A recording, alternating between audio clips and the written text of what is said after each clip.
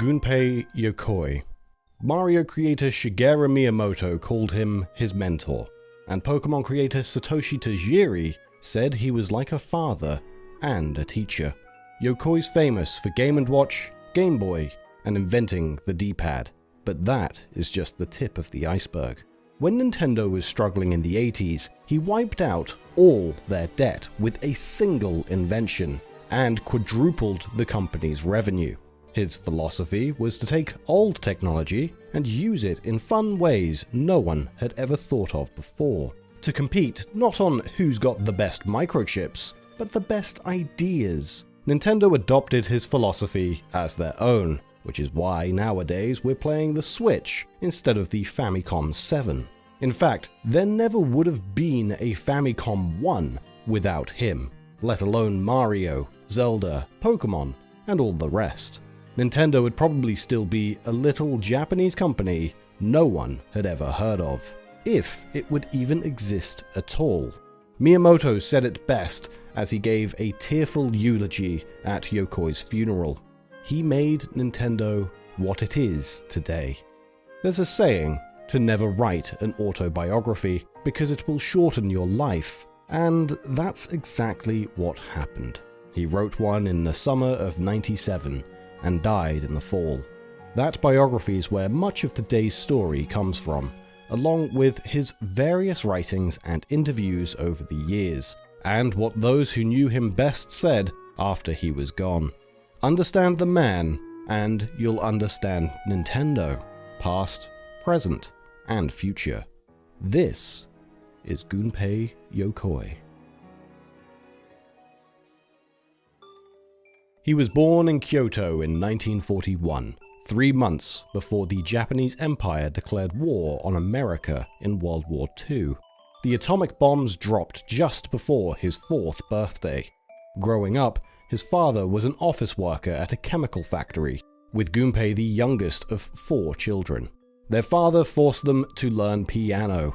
His older siblings all shared a tutor, but Gunpei had to learn on his own.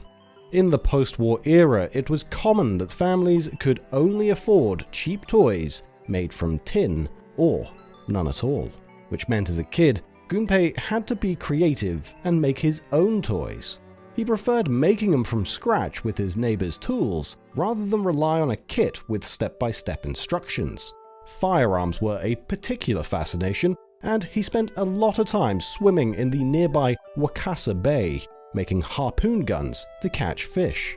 He believed he inherited his sense of craftsmanship from his grandfather, who long ago had written the entire Japanese national anthem on a single grain of rice and presented it to the emperor. In high school, Yokoi joined the judo club, but he quit after 2 weeks when he got his collarbone shattered by a black belt. While he was recovering, he learned ballroom dancing from a neighbor, hoping it'd make him popular with girls. Soon after, he enrolled at Doshisha University in Kyoto to study electrical engineering. At college, he indeed was popular with girls. Too popular, in fact. His dance partner fell in love and wanted to marry him. Yokoi wasn't up for it though, and saw it as a sign he should give up dancing to return to his true love, tinkering.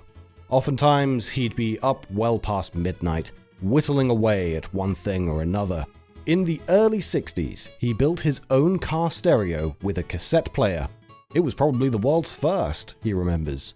At the time, cars only had radios. It impressed all his friends, and it wasn't until years later that car tape decks were something you could buy off the lot. Every week he would drive that car a couple hours to the seaside and catch fish with his harpoon guns, to everyone's amazement. There are 2 kinds of people who like making things, the ones who do it for themselves, and the ones who like to show off and surprise others. Ever since I was a kid, I was the type that just loved making other people happy.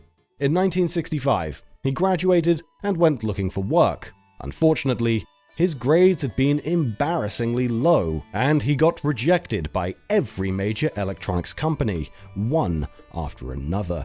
He didn't want to leave his hometown, so he took a local job at a small company called Nintendo, who mostly made playing cards.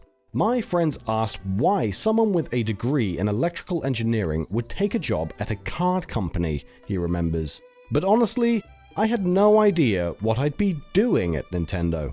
He'd soon learn that the only reason he got hired was because of a new law that required a company of Nintendo's size to have an electrical engineer on staff. Yokoi, as it turned out, was brought on solely to meet the law's requirements, even though, really, he wasn't needed. He ended up as a maintenance worker tasked with fixing glue machines and stuff like that. Most of his classmates did end up at big electronics firms, and he was embarrassed to run into them. He figured he'd just keep his head down, toil away in his menial job for 40 years, and hold out for retirement. But day to day, there really wasn't much for him to do, so he filled his time using company tools to perfect his harpoon making and kept making toys. One toy was actually something he'd made as a kid, but now improved upon. An extending hand for grabbing things out of arm's reach. One day, Nintendo's president, Hiroshi Yamauchi, discovered him playing with it on company time and summoned him to his office. Yokoi thought he was about to get fired, or at least chewed out. But to his surprise, Yamauchi said, "You know what? Let's sell that thing, but not as a toy. Make it a game instead." He had a thick Kansai dialect, by the way, which in English equates to something like a southern accent. The two men would eventually grow into a sort of father-son dynamic, but that wasn't till later. For now, Nintendo's card business was in decline. Yamauchi tried branching out to food products, a taxi service, and even love hotels to try and bring in more money, but with little success. Big toy companies had a stranglehold on the toy market, but Yamauchi did see an opening in the games market. So the stretchy hand was bundled with a rulebook and balls, and became Nintendo's first successful step into the games business. 30 years later, Yokoi looked back at this moment and said, "I realize now, this was the beginning of my life, and in a sense, it may have been the first step in the transformation of Nintendo the card company into the Nintendo you know today." Yamauchi named it the Ultra Hand, which went on to sell over 1 million units at $2 a piece.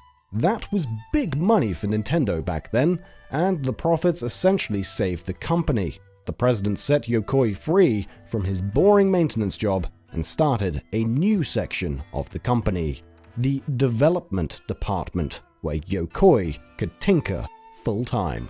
Yamauchi was like, "Alright, college boy, have at it. Think us up some more $1 million ideas." That stressed Yokoi out to no end, though.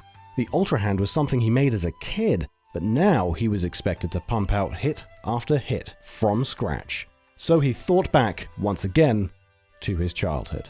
Long ago, he had a rich friend with countless toys, but what he loved more than anything was other kids throwing ping pong balls at him so he could whack them with some bamboo. Yokoi couldn't have cared less about baseball, but figured if that rich kid liked it more than any toy in the world, maybe that was an idea worth exploring. So he invented a miniature pitching machine for ping pong balls.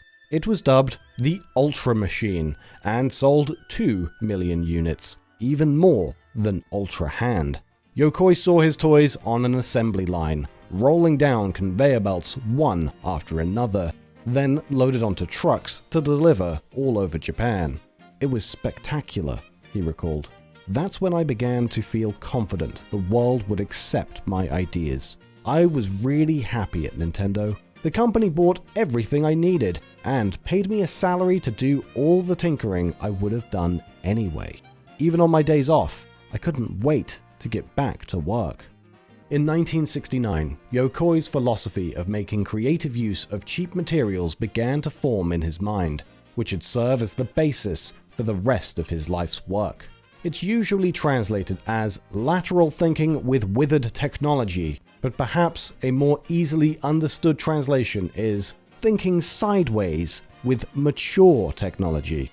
Cutting-edge tech is expensive and sometimes breaks down or glitches when it gets to market. because it hasn't had years of experience getting used by millions of customers. Old technology, on the other hand, is cheap to make and already proven to work. By thinking sideways, Yokoi could come up with new ways of using old tech to make stuff that's inexpensive, reliable, and fun. On that playing field, it's all about competing on who has the best ideas. Thinking sideways went hand in hand with the blue ocean strategy to make things no one else is selling, so Nintendo would have the market all for themselves. With all that starting to rattle around in his head, one day he was using an ammeter, a 100-year-old device for measuring electricity, when he noticed it detected electricity in his own body. Suddenly, he realized it could be used as an excuse for a boy to hold a girl's hand and measure the romantic chemistry between them from 1 to 100. Getting a girl to hold your hand was no easy task back then, so a lot of boys bought one for just that purpose. Yokoi called it the love tester, and to sweeten the deal, claimed it's more accurate when a boy and a girl kiss. One day, Yamauchi left work and took one with him. Later, Yokoi got a phone call from him saying, "Hey, what's going on? We kissed, but the needle ain't moving." The boys back at Nintendo got a good laugh out of it. In his book, Yokoi says, "I used a love tester myself and held many women's hands, but eventually just holding hands wasn't enough for me anymore." Once he'd gotten all that love testing out of his system, it was around this time Yokoi met the one, got married, and before long, welcomed a son into the world. What's interesting is Yokoi never mentions them in his book. You won't find much record of him ever having a family online either, even in Japanese. His wife and son are incredibly private, and out of respect, we were asked not to show their photos in this video. Also, out of respect, and because it's an interesting story in itself, we want to talk about our sources. Yokoi's biography was authored by a guy named Takafumi Makino, who interviewed him for days on end. The book's about half Yokoi's own words, while Makino summarized the rest into a chronological narrative. It was published in June '97, but no one bought it. Everyone knew Yokoi's creations, but no one knew his name, so only a few hundred copies sold. Then the rest got destroyed. After Yokoi died a few months later, suddenly everyone wanted to read it, and the few surviving copies shot up to $1,000. Eventually, Nintendo Dream Magazine's Europe correspondent Florent Gorge managed to get his hands on one. With Makino's permission, and after meeting with Yokoi's family, Gorge translated the book into French with extra chapters and photos. Makino saw all the improvements and was inspired to write a new biography in 2010, with more from his Yokoi interviews that weren't included in the original book. Over the next decade, Gorge went on to conduct more interviews with surviving Nintendo staff, to write 4 volumes on Nintendo's entire history, which of course include a lot of stories about Yokoi.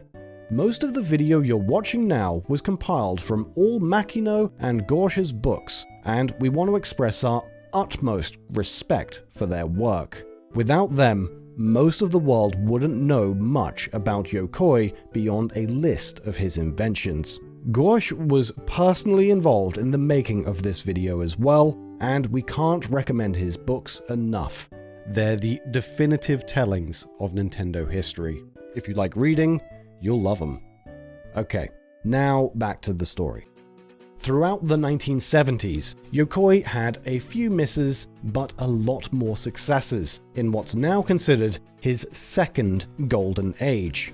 He'd had a fascination with firearms since childhood, so his next inventions were a series of light gun games. The way they worked was each gun had a light inside with a guillotine shutter tied to the trigger, while targets were fitted with cheap solar cells that acted as light detectors. After a while, Yamauchi asked if there was a way they could design a competition around them, and bought Yokoi an actual rifle to brainstorm with.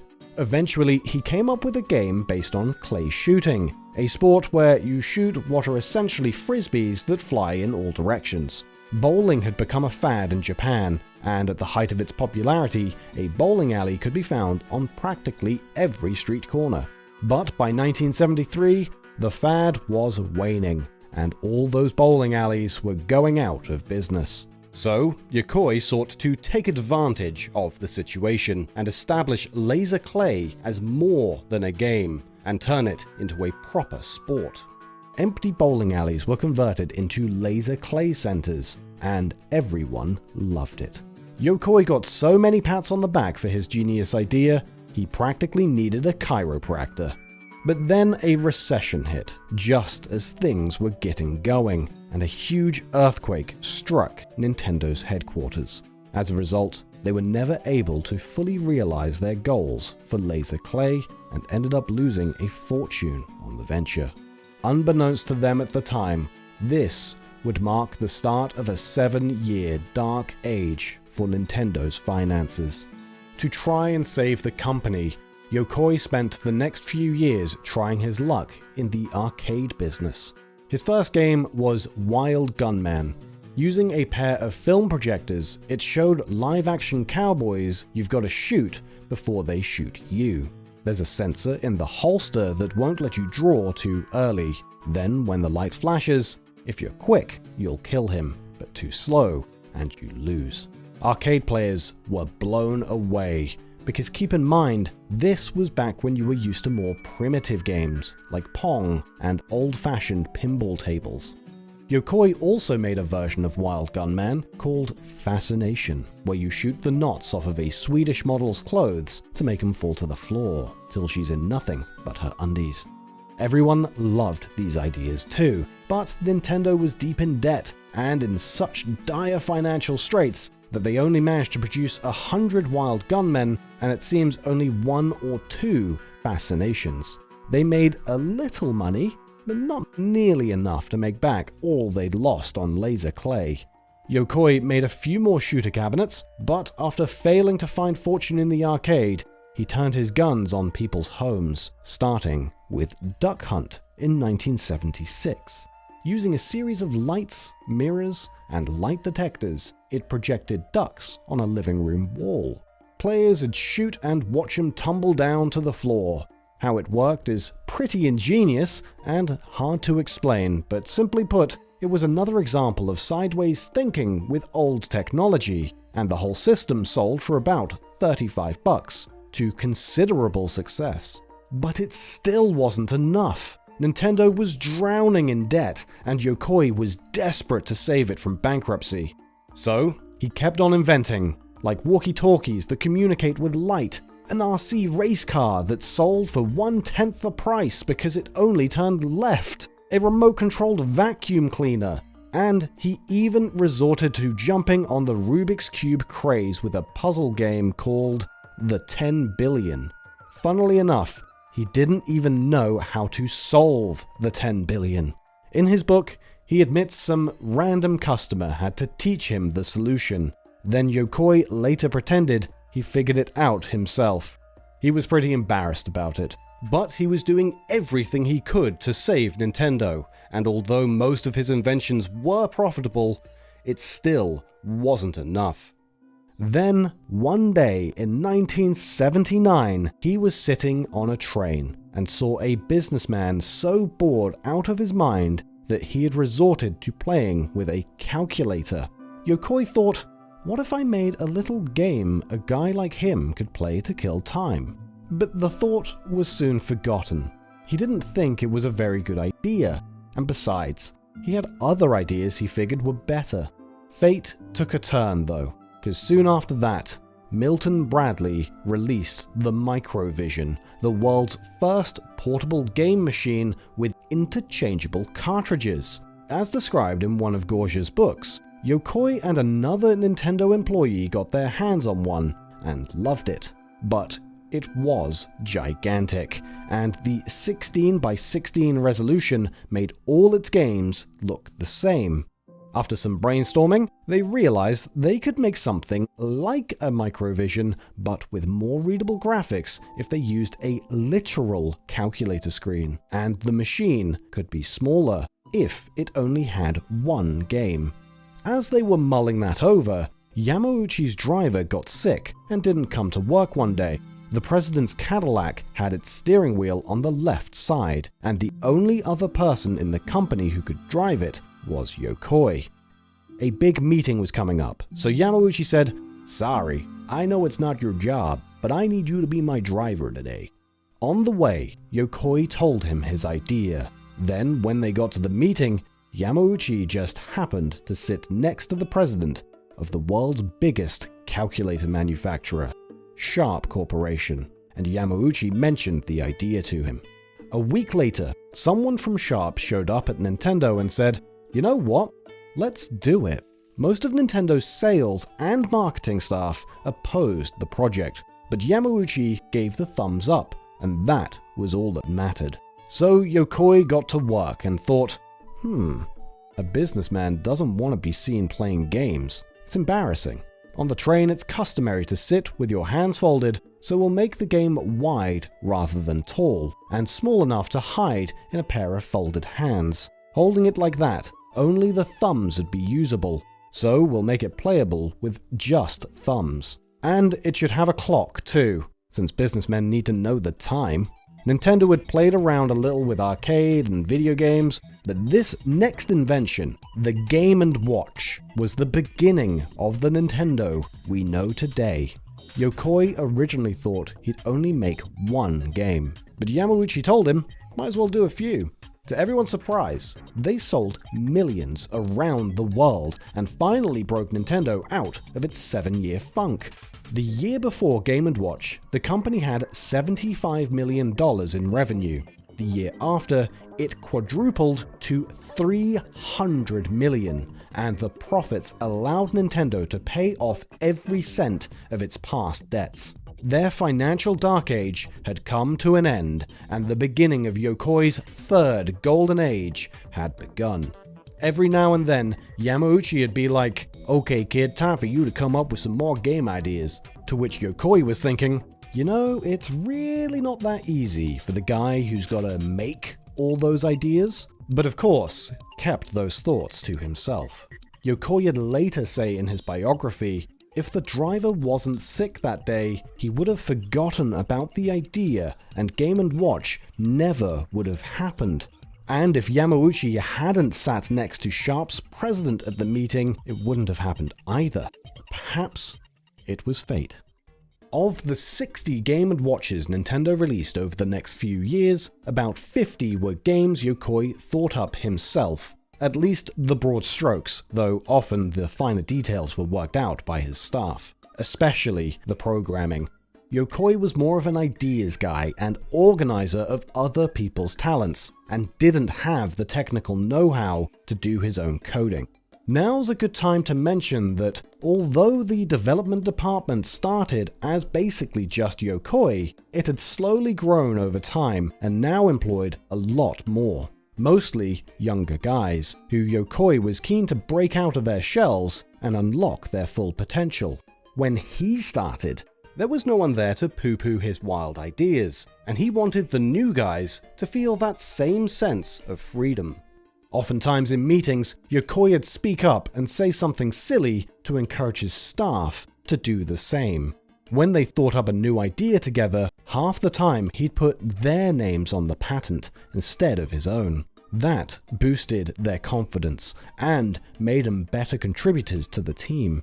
He did his best to tear down all hierarchical structures as best he could, and make it known that ideas from general managers, section managers, and ordinary employees were equally worth considering. Everyone was encouraged to think outside the box, and by organizing their pursuits all together, he was able to consistently generate millions upon millions of dollars. People called his management style Yokoism. There was undoubtedly a lot of what today we'd call crunch, but despite that, most everyone was having fun and looked forward to work every day. Secretly though, as the operation grew and grew, Yokoi was getting stressed under the mounting pressure. He also butted heads with other higher-ups, which he attributed to office politics he was able to avoid the worst of, since he wasn't driven by money or fame. Despite those difficulties, he did his best to hide them from the lower-level workers. Water your seeds, give them sunshine, and they'll grow into fruits. That was Yokoi's thinking. In 1977, one of Nintendo's new hires was a young Shigeru Miyamoto.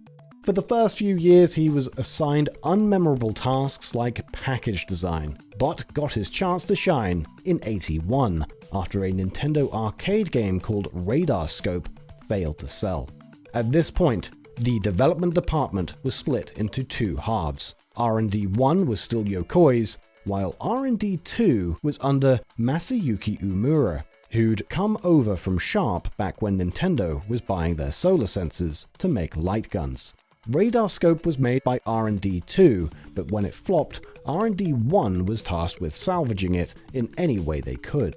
The stakes were high, as the newly formed Nintendo of America had bet big on Radar Scope, and was now sitting on thousands of unsold arcade cabinets. As a result, they were essentially broke, and close to going bankrupt. So together, Yokoi and Miyamoto set out to design a new game that could run on the same cabinets. Initially, they based it on a Popeye cartoon, where Olive sleepwalks through a construction site. The rights didn't come through though, so the characters were changed to a giant gorilla, a gorgeous babe, and an old man. Yokoi said to give the old man overalls since it's a construction site, and Miyamoto threw a mustache on him. Miyamoto suggested barrels roll around, which the old man could dodge by going up and down ladders. In practice though, it was frustrating, so Yokoi said a button should let you jump over the barrels, and thus the world's first platformer was born. The old man that Yokoi and Miyamoto designed together eventually came to be known as Mario, while the game itself was named Donkey Kong, after the gorilla. It was a collaborative effort, but by analyzing Donkey Kong, we can best understand Yokoi's philosophy of game design. Simply put, the graphics should wordlessly tell the player everything they need to know. Maybe that sounds obvious nowadays, but a lot of 80s games demanded you consult outside material, like a manual, to learn its story, how to win, or even perform the most basic functions. In Donkey Kong, you instantly know who the villain is, because it's a monstrous gorilla that grabs a pretty girl, and drags her kicking and screaming to the top of the screen. Then you see a little man who you intuitively understand has to climb up to rescue the damsel in distress. The construction girders, ladders, and barrels tell you everything you need to know along the way. Simple, fun, and easy to understand. That was the Yokoi way, and Miyamoto adopted it as his own in the years to come. Donkey Kong went on to become a huge success, not only selling thousands of old Radar Scope cabinets, but tens of thousands more, making Nintendo hundreds of millions of dollars, and allowing Nintendo of America to buy 27 acres of land to expand their operations. It's not a stretch to say NOA's what it is today thanks largely to this one success. The following year, Yokoi's team converted Donkey Kong into a Game & Watch. By now, they were making them with 2 screens, similar to what eventually became Nintendo DS. The arcade game used a joystick, but that wouldn't work on a handheld. So, after some tinkering and throwing out a boob-shaped alternative, Yokoi invented the modern D-pad, mostly because it was cheap, and allowed 4-direction control with a single piece of plastic. It also had the added benefit that players could feel the direction they were pushing without having to look down. Again, to someone who wasn't alive back then, D-pads might seem inevitable and obvious. Of course that should be the standard. But back in '82, video game controllers looked like this. At the time, D-pads, platforming, and so many other Yokoi ideas actually weren't obvious. And you can't argue with the results. Donkey Kong sold 8 million units, making it the most popular Game & Watch of all time. And D-pads have been on practically every controller and handheld since, though a lot of them use a cross in a circle to avoid stepping on Yokoi's patent. Not long after, Yokoi asked Miyamoto to make another arcade game based on a turtle he happened to see in an anime, which led to the two of them making the first Mario Brothers. Miyamoto later became world famous for Mario. Yokoi's staff asked why he didn't publicly attach himself to get some fame too. He told them, "Doesn't matter. If people like the games, I'm satisfied. And when it comes to who made it, it's fine if only the people in the know know." That was a running theme throughout his career. He seldom did interviews, especially with Western press, because he wanted his work to speak for itself. And he didn't mind sharing the limelight and letting his subordinates rack up patents, clout, and credit. He thought his team would be happier and more productive if they didn't feel like anonymous cogs in his machine. In the midst of all these successes, rival companies started swooping in and trying to poach Yokoi with the promise of more money. He always turned them down though. There was a small restaurant he liked on his way home from work because no one knew who he was and he could just eat and be ordinary. After a while, he noticed another guy who was always there too, and they gradually became drinking buddies. Yokoi never talked about anything personal, like his name or where he worked. But after a year of drinking with the guy, Yokoi felt comfortable enough to open up a bit and just mentioned he worked in development. The other guy looked at him and said, "Yeah, I know. You're Mr. Yokoi of Nintendo, and I've been waiting for you here a long time." It turned out he'd been an undercover plant all along, just trying to poach him.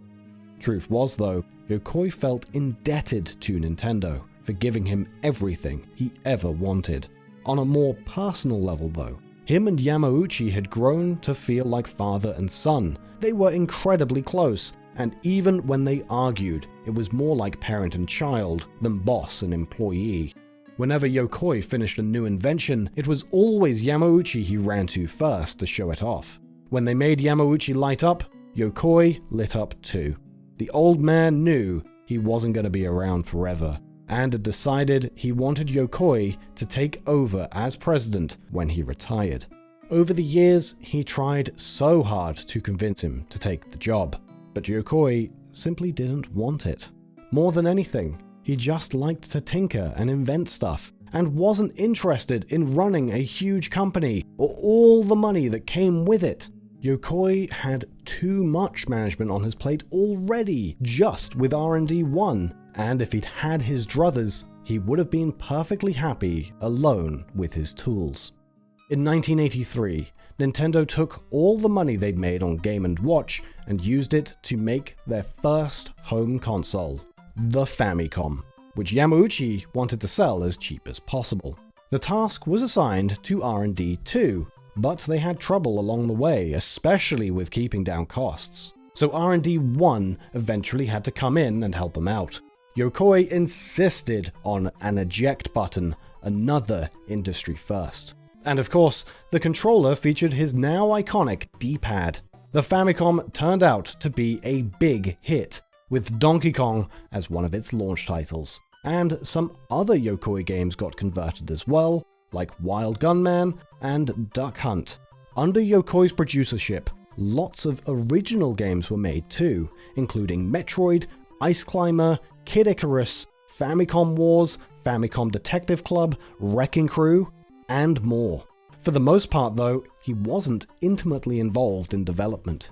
He oversaw projects and kept the ship on course, while small teams were mostly given the freedom to make what they wanted.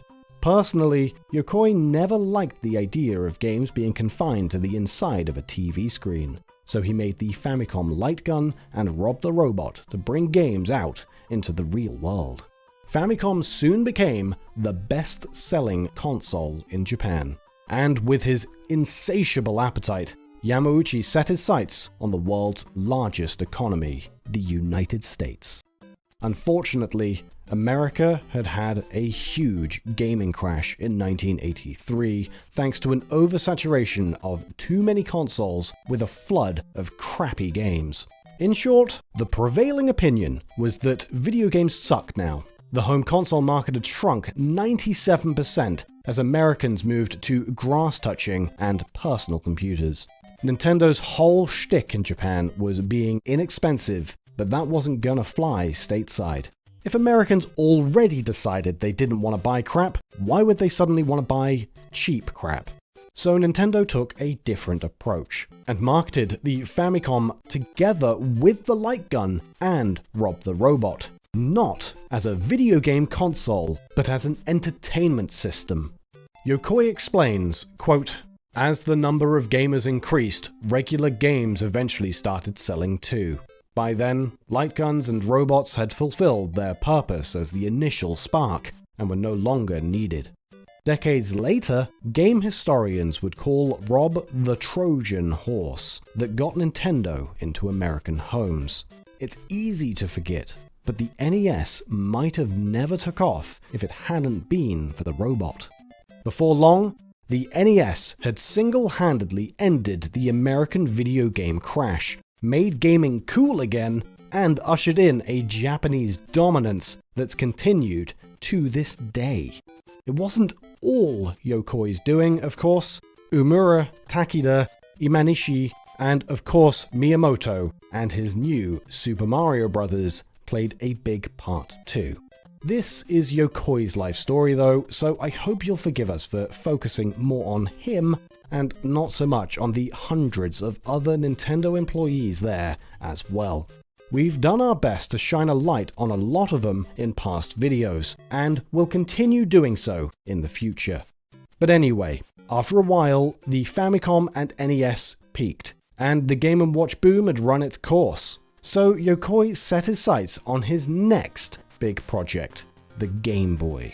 It would be the high point of his career, but the low point of his life. According to legend, Yokoi basically invented it all by himself. For some viewers, that might be the only thing they know about him. The legend's not entirely true though.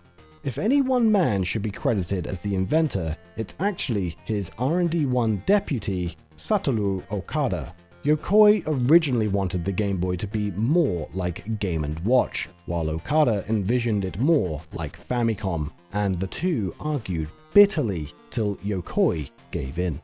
That's why Okada's name's on the Game Boy patent, and his isn't. That said, Yokoi was still incredibly important in its development and eventual success. One of the biggest hurdles in making a portable Famicom was the public's perception that a small handheld ought to be cheaper than a big home console, even though, as Yokoi saw it, it basically was a home console with the addition of its own screen. If anything, it should be more expensive, but consumers didn't see it that way. So Yokoi's team cut costs and removed every feature they could. That was, after all, his specialty. He likened the process to making a microwave oven. An engineer designing a microwave might think adding an extra feature will only add $1 to the total cost, so they'll toss it on. Some other feature only adds 50 cents, so he includes that too, and so on.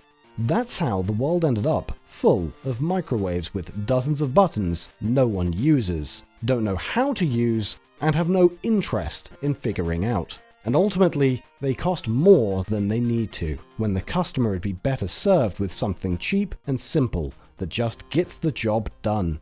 That's basically how they managed to make a portable Famicom that could sell even cheaper than the console. A D-pad, 2 buttons, and a monochrome screen. It was so simple and cheap though, that hardly anyone at Nintendo thought people would actually buy it. The screen was especially controversial. Why wasn't it color?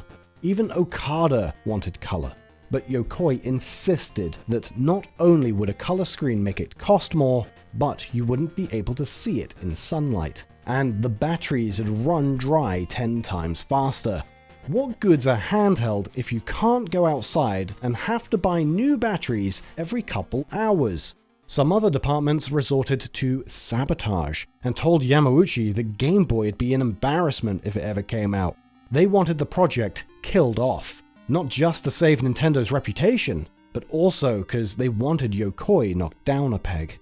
There was a lot of bad blood between departments, especially with R&D 2 head Umura. If you want the full 200-page story covering those years in microscopic detail, we'd recommend reading Gorge's Volume 4 book. Game Boy's just a small chapter in Yokoi's life though, so we'll cut to the crux of it. Late in development, he made a fatal mistake that almost caused him to take his own life: the viewing angle of the Game Boy's screen. To keep it in layman's terms, an LCD screen is best viewed and most visible at certain angles. Back then, when you had them made, you had to know what angle the user would look at them. Yokoi mistakenly ordered the screens with the same specs as a Game & Watch, as though gamers would look at them straight on. But because of the form factor, gamers would actually look at Game Boys with a 5-degree angle. Based on Yokoi's orders, Sharp built a $40 million factory solely to make those screens. And now, they were useless. Yamauchi looked at the first Game Boys coming off the line and said, "What the hell's this? You can't see nothing. What you gonna do with this? If you can't see nothing, you won't sell nothing." Then he cancelled the Game Boy outright and transferred most of R&D 1's staff to other projects. He believed a solution could be found, but other departments had been whispering in Yamauchi's ear that Game Boys are dud, and this screen problem seemed to confirm what the saboteurs had been saying. Yokoi mostly avoids talking company drama in his own biography, but in Gorge's book, R&D 1's Yoshihiro Taki doesn't hold back. Quote, "His position made people envious. Yamauchi was getting older, and the rumor was that Yokoi might take over as president one day. Different people wanted to seize power and take control of the development divisions. It was all about power. Yokoi didn't care for any of that, but he suffered from the knowledge they were trying to oust him and sabotage his work. Under the burden of his $40 million mistake and the betrayal of his own colleagues, Yokoi fell into a deep depression. He didn't eat for weeks and seriously considered suicide. Yokoi was withering away to nothing. Then, as he tells it, a Chinese restaurant he frequented grew concerned and made him a special bowl of chilled tofu. He managed to get it down and finally got his appetite back. "It was incredibly delicious," he says in his biography. "I think that tofu saved my life." What was left of Yokoi's team worked in secret for weeks to fix the screen problem. Eventually, they found a compromise that, unfortunately, lowered the contrast, but at least made the screens usable. Yokoi ran to the president's office to show his prayers had been answered. Yamauchi begrudgingly accepted, mostly because R&D 2 was having trouble finishing the Super Famicom, and its release had gotten massively delayed. Nintendo needed a new system in the meantime, and thus Yokoi's project was allowed to come back online. But gaming press and almost everyone at Nintendo still thought Game Boy would end up as a humiliating flop. After a few more twists and turns, it finally launched in April '89, and despite all the naysayers, turned out to be a huge hit. Game Boys were flying off the shelves faster than Nintendo could make them. It was Yokoi's fourth and final golden age, with Game Boy eventually going on to sell 120 million units, more than Famicom and Super Famicom combined. Interestingly, throughout his career, Yokoi loved getting ripped off and copied. When he saw off-brand Ultra Hands, Game & Watch copycats, and especially Sega's Game Gear, instead of getting mad, he took it as a form of flattery. Game Gear, by the way, did have a color screen, but it ate up battery like nobody's business, and was part of the reason it sold for nearly twice as much as the Game Boy. Ultimately, Nintendo's handheld outsold Sega's by more than 10-1. There's a couple more stories Yokoi doesn't tell in his biography, but have been told by others. Like that one day Nintendo got a letter from a mother whose son had a disabled left hand and begged for a Game Boy with the buttons and D-pad reversed. Yokoi made her one in a few hours and said not to tell Nintendo, because he wasn't supposed to do that kind of thing. A letter arrived from another mother too, this time asking for repairs on her son's Game Boy after he got hit by a car riding his bike. Yokoi sent him a brand new one for free, along with a note telling the kid in the future, watch out for cars. Yokoi oversaw just about every first-party Game Boy release, though just like his producership on Famicom, for most games he was pretty hands-off. One notable exception was Dr. Mario, which he designed after Yamauchi said Game Boy's success was thanks to Tetris. He said it at a New Year's party in front of everyone, and Yokoi took offense. The idea that he owed his success to someone else's game. So, he made Dr. Mario to prove his worth, which sold over 5 million copies and became the 6th best-selling Game Boy game of all time, plus another 5 million on Famicom. Otherwise, he mostly let his subordinates make the games, but even then, his direction was critical to the platform's success. Like when he instructed the Tetris team to add a 2-player versus mode. Tetris had been invented in the Soviet Union a few years before, but wasn't a mega hit till it landed on Game Boy, where it exploded and sold 35 million copies. The only Game Boy game to ever outsell it was Pokemon. And it's at this point that Yokoi's story dovetails with a little company called Game Freak. In the late 80s, gaming magazine writer Satoshi Tajiri started what today we'd call an indie studio, and worked out of an apartment with his friends to make small arcade-style games. One day he saw the newly announced Game Boy and Link Cable, and thought up a game where friends trade monsters back and forth. Long story short, Tajiri pitched the idea to Nintendo, who agreed to help fund the project.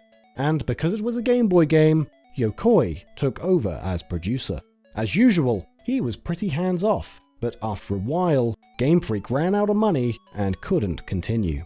So, Yokoi gave him side projects to bring in money, like a Yoshi puzzle game. Not only did he lend them the IP, he also helped in the ideas stage. Yoshi released on Game Boy and Famicom in late '91 and sold just shy of 5 million copies, which gave him the funds to continue making Pokemon. Later, Game Freak ran out of cash again. So Yokoi gave him an idea for a Mario puzzle game, which released in '93 as Mario and Wario. As a creator, getting praise from Yokoi was just like being praised by my parents, said Tajiri. He was like a father to me. Looking back years later, Miyamoto said, I think this was when Tajiri learned how to take his ideas and turn them into video games. Eventually though, Yokoi passed off the role of Pokemon's producer to Miyamoto, because he'd gotten too busy with what he intended as his last big project for Nintendo, the Virtual Boy. At this point, Yokoi had grown disillusioned with the direction of the video game industry. In the past, it had always been about ideas. That was, after all, the basis of his philosophy. Sideways thinking with mature technology, where good ideas can beat out expensive microchips. But now it had become the era of Super Nintendo versus Sega Genesis, and soon on to N64. Nintendo had fallen into the same trap as the competition that they'd for so long avoided, competing on graphics, storage capacity, and whose console could display the most colors. The Bit Wars. Software was changing too, into 50-hour RPGs, fighting games with 5-button combos, and other games that simply weren't his style. It wasn't the market's style either. As games got more complicated, people were opting out and taking up other hobbies instead. So, Yokoi decided to leave Nintendo and forge his own path in the industry to get back to its roots. He intended to leave when he turned 50, but first wanted to give Nintendo one last souvenir. A thank you gift for all Yamauchi had done for him, and a way for Yokoi to go out on a high note. He'd always been drawn to ideas that escaped the confines of a screen, so this last project would exemplify that in spades by having games jump out in 3 dimensions. It wasn't aimed at the hardcore crowd, but at the same kind of people who played Game & Watch, or never played games at all, who were more interested in having fun than following step-by-step guides and devoting hours to memorizing button combinations. Simply put, it was for regular folks, to offer entirely new kinds of games, out in the blue ocean. One of our next videos is going to be solely dedicated to the Virtual Boy, so we don't want to dive too deep here in his biography. But, long story short, it ended up a failure. And Yokoi knew if he left Nintendo now, it'd look like he was resigning in disgrace.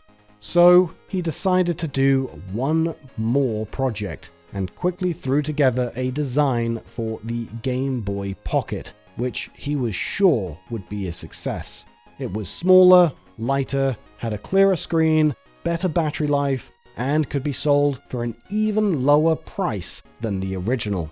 It launched July 21st, 1996, 1 year to the day after Virtual Boy.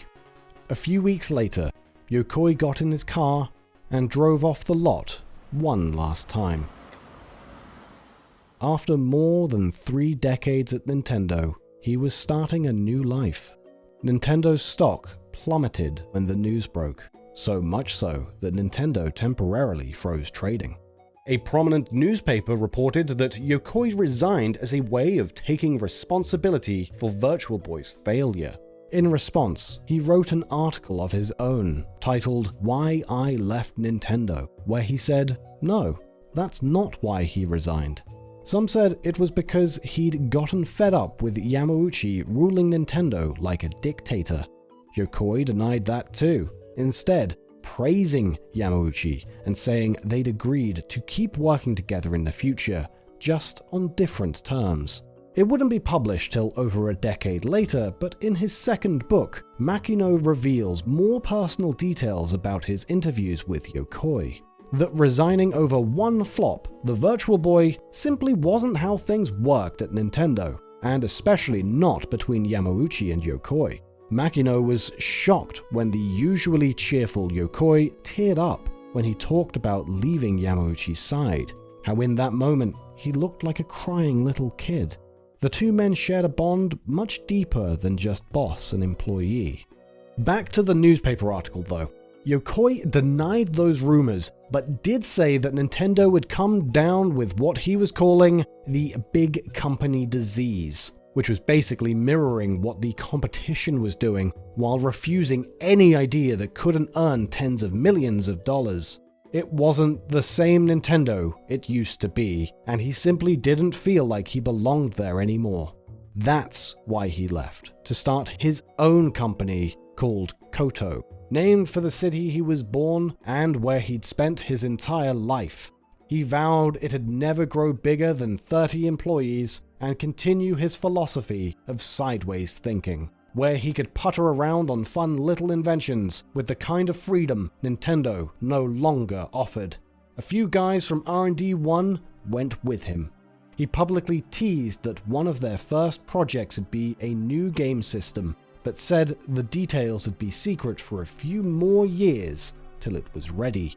He was also working with doctors to bring his skills to the medical field, to combine gaming with physical rehabilitation. So if, say, someone was in an accident, they could play games to learn to walk again.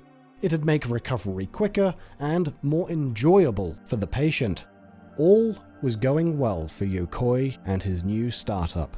Then, on October 4th, 1997, he decided to take a day off and go play a round of golf with a friend. His friend was driving, and on the way, rear-ended the truck in front of them. So they both got out to check the damage. At that moment, a car came speeding by.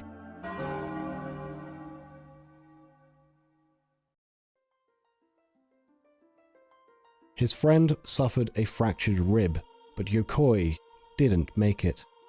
The news spread like a shockwave. "I rushed to Kyoto as soon as I heard he'd been killed," said Tajiri. When he got to the funeral, he found President Yamauchi and countless industry legends who had worked for him over the decades, from Shigeru Miyamoto to Satoru Iwata, there to pay their respects and say their goodbyes. Miyamoto gave the eulogy. "The only person I can proudly call my mentor even now is Yokoi-san. His philosophy in creating things made Nintendo what it is today." Press reported that as Miyamoto spoke those words, his tearful voice and trembling shoulders touched the hearts of everyone in attendance. It was a simple ceremony, but warm, reflecting the personality of the deceased. Miyamoto designed the tombstone, engraved with some of Yokoi's proudest achievements, from Ultra Machine and Laser Clay to Game & Watch and Game Boy. President Yamauchi stayed long after most everyone else had gone, sitting at the burial site alone with his thoughts. He didn't have much time to grieve though, because before long, behind the scenes, he heard about Yokoi's secret console project. It turned out Bandai had hired him to design a new handheld called the WonderSwan. It was superior to Game Boy Pocket in every way. A better screen, longer battery life, a clever system-flipping concept, and at only $38 was going to sell for a significantly lower price. Yamauchi called a meeting of all Nintendo's department heads and put together a plan to make a new, color Game Boy as a response. Business was business after all, and he now had the responsibility to crush Yokoi's final creation. Nintendo announced Game Boy Color a couple weeks before Bandai revealed WonderSwan, and launched it a little earlier too, all in a bid to distract gamers from the fact WonderSwan even existed. WonderSwan enjoyed a successful first few months anyway, but Nintendo aggressively cut the GBC's price to ensure its downfall. Game Boy Pocket was created solely to preserve Yokoi's honor, but Game Boy Color's purpose was to annihilate Yokoi's final invention. The WonderSwan never left Japan, but at 3.5 million units sold, it still managed to achieve second place in the Japanese handheld war, far ahead of other competitors like Sega Game Gear and Atari Lynx. Nintendo's system, of course, ultimately won out. All that said, it wasn't Game Boy Color that put WonderSwan in the grave. It was Pokémon. In 1996, Game Boy was a dead system and hadn't gotten a single new game in the months leading up to Tajiri's magnum opus. But Pokémon slowly and steadily grew into a global phenomenon that, over the next few years, resurrected the Game Boy boom. Game Boys went from selling 4 million units a year to almost 20 million. And a new wave of hundreds more games came out to ride Pokemon's coattails. If not for that, the WonderSwan would have easily beat out all the competition to become the generation's dominant handheld. In an ironic twist of fate, Tajiri had unintentionally dealt a crushing blow to Yokoi's last legacy. The circumstance had played out in a tragic conclusion, as competing ambitions between surrogate fathers and sons. There was a silver lining, though, for Yokoi's lasting memory, because he'd also designed a puzzle game for WonderSwan's launch, which ended up as his own swan song. It was posthumously named Gunpei in his honor, and released to critical acclaim 2 years after his death. Famitsu scored it 33 out of 40. Coming from them, that's high praise, 4 points higher than they even gave Pokémon. Gunpei was too good to be forgotten, so it eventually got ported to PlayStation, DS, and nowadays you can even get it on smartphones. A WonderSwan playing Gunpei even got a few cameos in the newest Evangelion movie. In fact, if you know what to look for, you'll find Yokoi references and Easter eggs all over the place. The primary mechanic in Zelda Tears of the Kingdom was named Ultra Hand. The Love Tester was a treasure in Pikmin 2, and pretty much everything Game & Watch related in Super Smash Bros. Is an homage in one way or another. The list goes on. Perhaps the biggest dedication of all is a good chunk of the new Nintendo Museum, where you can interact with some of Yokoi's iconic inventions, and even buy recreations of the original Ultra Hand. Yokoi's legacy is more than just countless homages though, because Nintendo may have lost their way for a while in the 90s, but eventually found their way back. When the Wii was announced, a Japanese journalist asked why it was so underpowered compared to PlayStation and Xbox. Nintendo's new president, Satoru Iwata, told them, "Gunpei Yokoi taught us to think laterally with withered technology and compete with our ideas. His protege, Miyamoto, inherited his philosophy, and when I took the role of Nintendo's president, I decided to continue that corporate culture and stay on Yokoi's path." In Japan, the Wii and DS were both viewed as a return to Yokoi's ideas, after Nintendo had spent the past decade trying to compete directly with the likes of Sony, a battle they were, frankly, unable to win. But all that changed with the Wii, which went on to outsell PlayStation and Xbox. The DS also outsold the much more powerful Sony PSP at a rate of almost 2-to-1. Nintendo stayed on Yokoi's path for generations to come, sideways thinking, escaping the confines of a TV screen, and the blue ocean. In 2003, Yokoi was posthumously awarded the GDC Lifetime Achievement Award, which his wife and son accepted on his behalf. If not for that car accident, today he'd be 83 years old. The man who gave so much to gaming undoubtedly would have given more if he had the chance, and probably taught the lame to walk.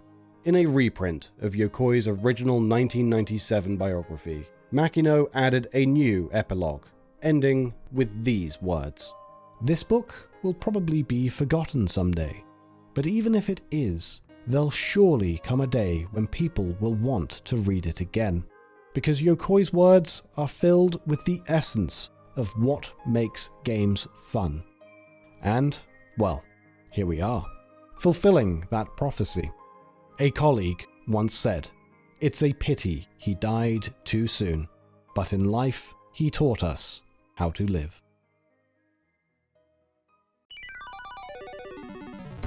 Did you know Virtual Boy wasn't Nintendo's biggest failure? Despite its reputation, it actually sold more than the Satellaview and 64DD combined, and outsold most of its 32-bit competitors like Atari Jaguar. But it could have sold so much more. Codenamed VR32, the system was envisioned by its creator as small and portable as a pair of sunglasses, where it would give birth to new genres in infinite darkness. But government regulations, Nintendo rushing it out before it was ready, then failing to support it after launch, all culminated in a Frankenstein's monster that wasn't what it was supposed to be. But even after all that, a lot of its games turned out pretty good, actually. Virtual Boy's become a meme nowadays, but if you dig through 90s magazines, you might be surprised at some of the review scores. Unfortunately, the old boy had his plug pulled after a few short months, so Nintendo could focus all their might on N64 defeating PlayStation, thus dooming Virtual Boy to the waste bin of history. In this video, we're going to look at its creation, tragically short lifespan, and why things turned out the way they did. This is the full story of the Nintendo Virtual Boy.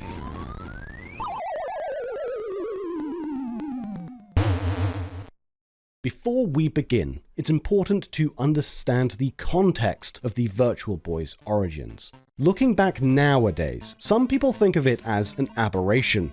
In the 90s, there were home consoles and handhelds, but Virtual Boy was neither. They think of it as a weird, one-of-a-kind machine, but actually, it was just one relative in a long bloodline. Its most ancient ancestor was the Vectrex 3D Imager. It launched in 1984 and offered gamers their first glimpse into stereoscopic 3D. In 1987, Nintendo released the Famicom 3D system, and Sega put out the Sega Scope 3D for Master System. Then in 1991, Sega announced they'd begun development on the next generation, Sega VR for Genesis. It's important to note, though, that those were all home console accessories. They weren't standalone systems, and certainly not portable. It was in that context that Shigeru Miyamoto started pestering Gunpei Yokoi to throw his hat in the ring. Our last video was Yokoi's life story, but in case you missed it, he'd been Nintendo's lead inventor since the 1960s, who nowadays is best known for Game & Watch and Game Boy. At the time, I was interested in virtual reality, remembers Miyamoto, and was one of the staff that went on and on about how we could do something with 3D goggles. I didn't exactly twist his arm, but I would talk to Yokoi about it. Nintendo president Yamauchi wanted Yokoi to explore it too. Eventually, he ordered him to do it. Nintendo games had always been 2D, but technology was getting to a point where 3D was the next logical step. So the plan was Nintendo would jump into the next dimension with 2 consoles, each from a different angle. Project Reality would make use of 3D polygons, while VR32 would use stereoscopic 3D. True virtual reality was technically possible, but would have been far too big, expensive, and Yokoi didn't think it well suited to Nintendo's visual style. Mario jumping 20 feet in the air, doubling his height with mushrooms, those kind of fantastical ideas just wouldn't translate to VR realism. Realistic visuals should never be our goal, said Yokoi. The essence of Nintendo games is seeing how much we can stimulate people's imaginations with symbolic distortions of reality. Yokoi tinkered around for a while, but it wasn't till a man from Massachusetts walked through his door that the project began in earnest. His name was Alan Becker. He'd invented a red light technology back in '86, with the idea it had fit over one eye for surgeons and aircraft mechanics when they need to consult vital signs or schematics, but their hands are busy. It was basically a primitive 80s version of Google Glass, if you remember what that is. It hadn't caught on though, so Becker started pitching the technology to game companies. Sega, Mattel, Hasbro, they'd all turned him down. But in 1991, Becker brought it to Nintendo, where Yokoi saw potential that others couldn't. At the time, Yokoi had grown dissatisfied with where video games were headed. He'd been at Nintendo since 1965, back when they mostly just made playing cards. It was largely thanks to his inventions that Nintendo evolved into the global gaming giant they are today. He'd seen the evolution of games from literal toys to simple handhelds to 8-bit consoles, then 16-bits, and soon it'd be on to 32, then 64. It had become a technological arms race, with console makers competing over graphics. But that's not what video games were about. Not to him. Making good games is about coming up with good ideas, he said in his biography. But companies have been using an escape route for their lack of ideas, better graphics, and more colors. Yokoi predicted the bit wars would lead to a future where the console market would get conquered by companies who could produce the best visuals. And that was a battle Nintendo wouldn't win. Time would eventually prove him right, as Nintendo's market share got chipped away by the likes of Sega and decimated by Sony. Yokoi believed if Nintendo was gonna survive, they'd have to leave the arms race behind and fight on the battlefield of ideas. They'd have to make new kinds of games no one had ever seen before, and let everyone else compete on processing power. Yokoi was also a big believer in breaking games out of the confines of a TV screen. Back in the 70s, he made Wild Gunman and Duck Hunt that put a gun in your hand and ducks in your living room. His Famicom light gun, R.O.B the Robot, and Super Scope bled into reality as well. Game & Watch and Game Boy were the same idea, but in reverse, letting players escape the living room and play games out in the real world. The next portable system, codenamed VR32, was a further evolution of that idea, with games literally popping off the screen and into your eyeballs, wherever you wanted to take it. It'd be as small as a pair of sunglasses you can slip on anywhere. Yokoi likened it to how people had spent decades listening to music at home. Then Sony's Walkman came along in 1979, and suddenly they could take music with them. Hearing your favorite song on a train while staring at the sunset hits completely different than hearing the same song at home. Scientifically speaking, it sends a whole other rush of chemicals into your brain. Sony opened up a whole new world for music, and now Nintendo was going to do it for 3D. VR32 would also have motion tracking, so wherever you moved your head, it'd move your in-game perspective. Yokoi was especially fascinated by the total blackness that surrounded a user's vision. He told kids who spend all day in front of their TVs to try walking out their back door at night. The same yard that seemed so ordinary in daylight, now that it's draped in darkness, feels like a separate reality, with an inescapable sense that something inhuman lurks in the shadows. There are more thrilling spaces in utter darkness, he said, than there are in video games on a TV screen. That's the space VR32 would inhabit, and give birth to entirely new genres. Yokoi's biography says, for example, if you used it out in the hills, nocturnal creatures like tanukis and foxes that hide during the day would appear on the screen, and you'd play a game where you catch them. In short, VR32 would offer unprecedented kinds of gameplay and draw in people who weren't even gamers, just like Game & Watch and Game Boy had done in the 80s. The system was designed by Yokoi's department, Nintendo R&D 1, who also made a lot of its titles. In addition to Game & Watch and Game Boy, they'd also made a lot of the company's most famous games, including all the Metroids, Super Mario Lands, Famicom Detective Clubs, and a whole lot more. Basically, almost every game Nintendo had ever made up to that point, except the ones by Miyamoto. Miyamoto was keen to make games too, though. It was him, after all, who wanted Yokoi to make VR32 in the first place. Prior to release, he told Famitsu, "My goal is something so amazing, people aren't sure if they can even call it a video game. I want to make something with the power to pull in all kinds of ordinary people, the way Space Invaders and Super Mario did." In that same interview, Miyamoto said he was also thinking about porting over Star Fox 2, which was originally developed for Super Nintendo, but now he thought maybe it'd be a better fit for VR32. So, all that to say, between R&D 1's hardware experience, their track record of hit games, and Miyamoto himself getting in on the action, VR32 was on track to be an awesome machine with mind-blowing games.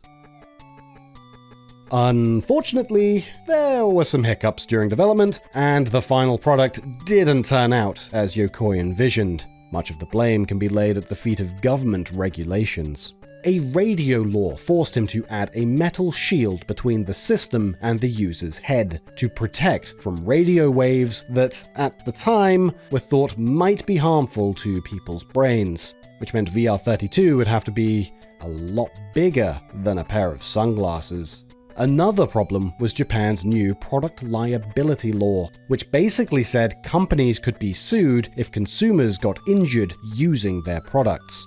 If a kid walked into traffic with VR over his eyes, legally, it would be Nintendo's fault when he got hit by a bus, which meant VR32 could no longer be a wearable.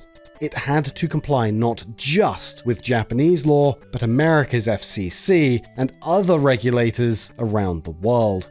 So the system had to get bigger, heavier, and unwearable, which means it couldn't have head tracking either. The machine they ended up with weighed 2 pounds and had to rest on a 2-legged stand. Instead of slipping it on anywhere, now gamers would have to leave it at home and lean over to stick their faces in. It was a far cry from Yokoi's original vision, and the backyard at midnight ideas he dreamed of were no longer possible. Instead, VB Games would have to focus on traditional pick-up-and-play games like 2D Mario, Pinball, and Tetris. It was the blue ocean strategy, growing the market by appealing to regular folks.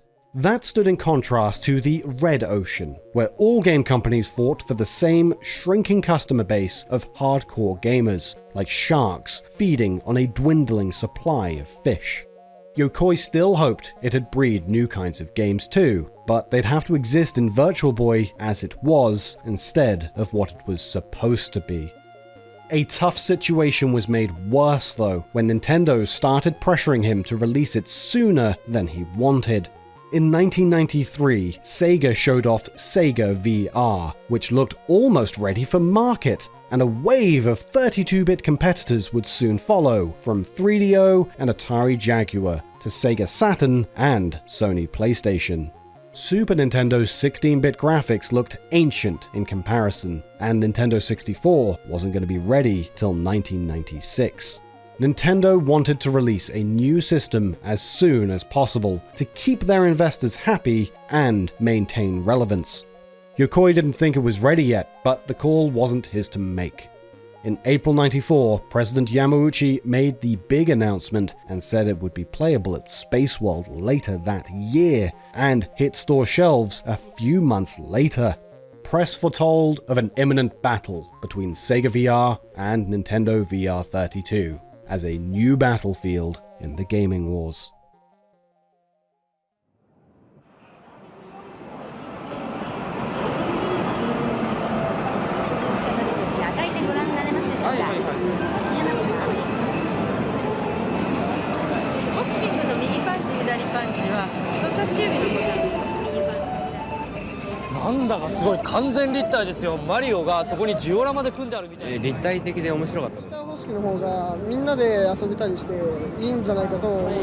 Not 100% won over, but I want to give it a chance, and I want to see what other games are coming out for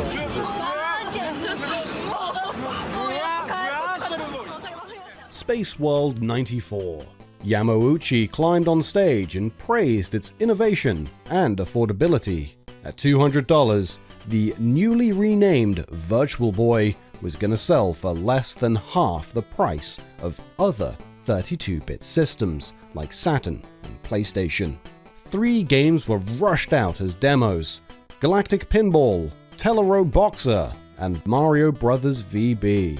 Every gaming journalist from Tokyo to Timbuktu was there, eager to shove their face into Nintendo's new system. It's generally remembered that all press hated it, but if you go back and read magazines, the reception was actually pretty mixed. Some were fully on board for the 3D future, while others detested the black and red graphics. Yokoi told them in testing, color made a lot of users see double, while red only gave a better 3D effect and improved resolution. Giving it color also would have made its retail price over $500, which in today's money is over $1,000. A few magazines claimed that Virtual Boy was bad for your eyes, but Yokoi insisted they did extensive tests with Harvard eye doctors. And truth was, VB's actually good for your eyes. It's like a workout for your eyeballs. By switching focus from graphics up close and far away, you're literally stretching your eye muscles.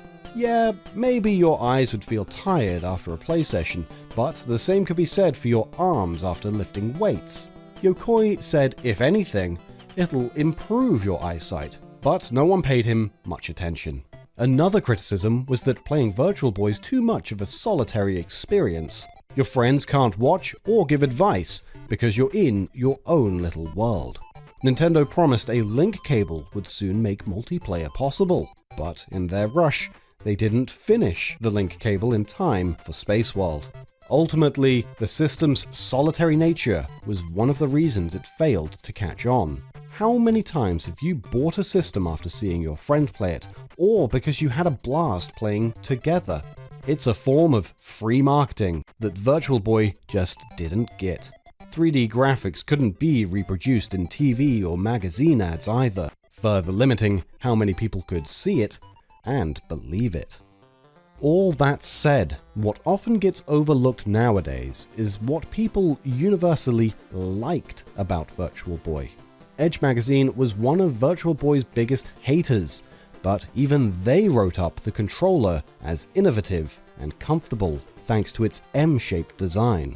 Ergonomically, it was far ahead of its time, and no other controller came close. It also had dual D-pads, enabling gameplay that wasn't possible on other systems. PlayStation, for example, originally shipped with one D-pad and didn't go dual analog till mid-97. It was rather fitting that Nintendo got there first, seeing as Yokoi invented the modern D-pad back in the Game & Watch era. Virtual Boy was also widescreen, a decade before the norm. Technically, with a 12:7 aspect ratio, it wasn't quite as wide as 16:9, but it was a heck of a lot wider than 90s home consoles. It also ran at 50 frames a second, and unlike most other systems, Virtual Boy was region-free, so you could play Japanese games on American systems and vice versa.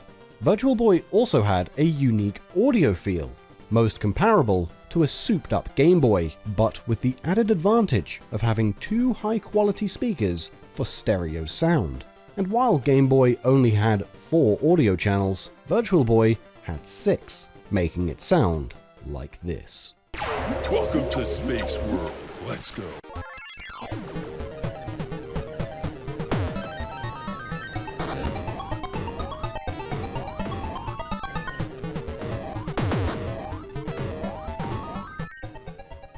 So all that said, some in the press loved it, some hated it, and some things even the haters liked.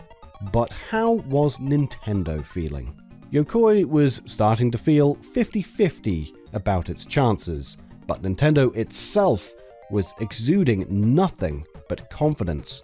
They projected in its first year it'd sell 3 million units in Japan, and another 1.5 million in America.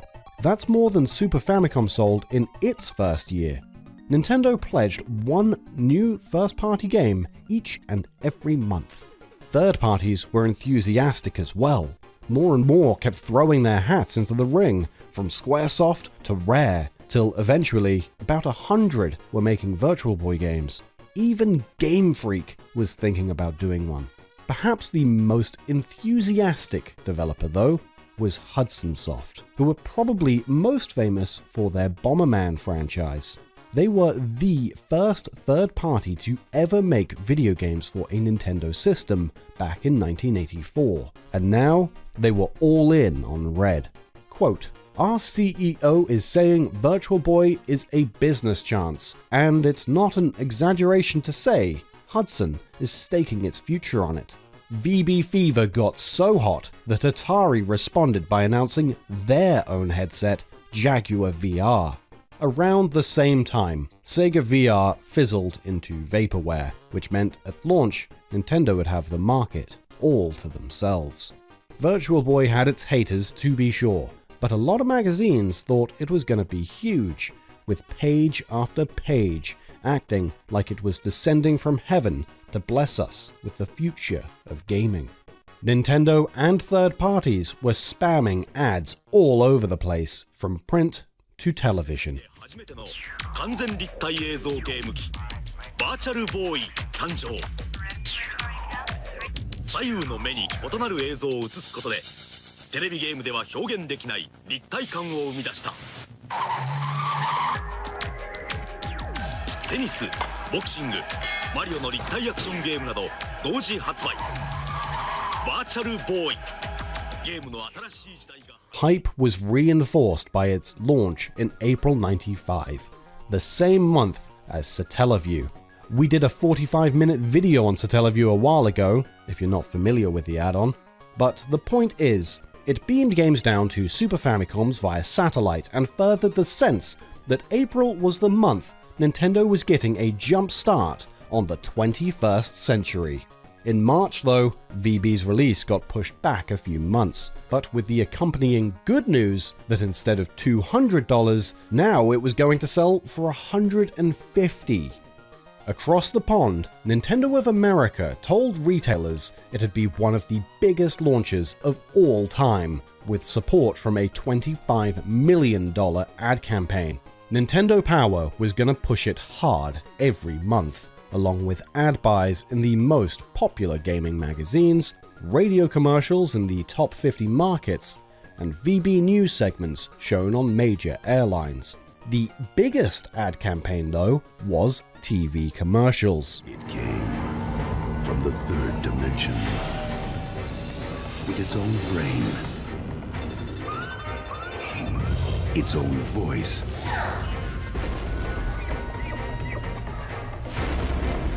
its own legs.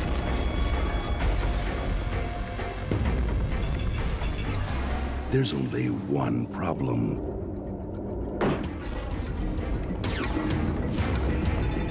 It needs your eyes. Virtual Boy, see it now in 3D. Nintendo of America was also going on a mall tour across the country, setting up booths where passers-by could try out Virtual Boys. Demo stations were set up in Blockbusters nationwide, along with a promotion that let you rent a Virtual Boy and 3 games for 3 nights for just $10. After returning it to Blockbuster, you'd get a $10 coupon to buy a Virtual Boy of your own. So in effect, the rental was like a free trial you could take home for a few days. There were so many promotions, advertisements, and sweepstakes that we don't have time to go over all of them. But suffice it to say, Nintendo of America was throwing the kitchen sink at it, and it was confident that it would pay off. The big day was set for July 21st, 1995 in Japan, and a few weeks later in the US. Launch day was the moment of truth, so we're going to take a good look at all 5 launch titles, which sold for about $50 each. You've probably seen YouTubers take steaming dumps on these games, but for the historical perspective, instead of our own opinions, we'll see what magazines thought at the time of their release. Famitsu was basically the only Japanese magazine scoring games back then, and with 4 reviewers per game, they're Japan's gold standard for good reason. There were a lot more reviewers overseas, so we'll take their scores and average them out, to give you an idea what the consensus was in 1995. Okay, with all that said, let's get to the launch lineup.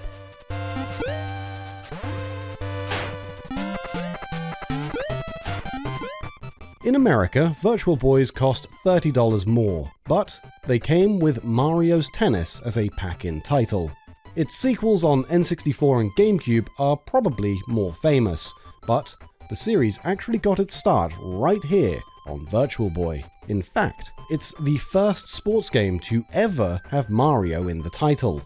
Famitsu scored it 6.5, saying it played like a normal tennis game, in a good way, but with the benefit of great 3D depth. Keep in mind going forward that Famitsu generally scores games lower than their Western counterparts. From them, 5 basically means average. In the West, magazines scored Mario's Tennis in the high 7s, calling it a fun pick-up-and-play sports title. The game was generally well liked, though the most common complaint was its lack of multiplayer. Earlier on, Nintendo announced it would have multiplayer, but the VB link cable got delayed again, and still wasn't ready on launch day. As a result, Mario's Tennis had to ship single player only.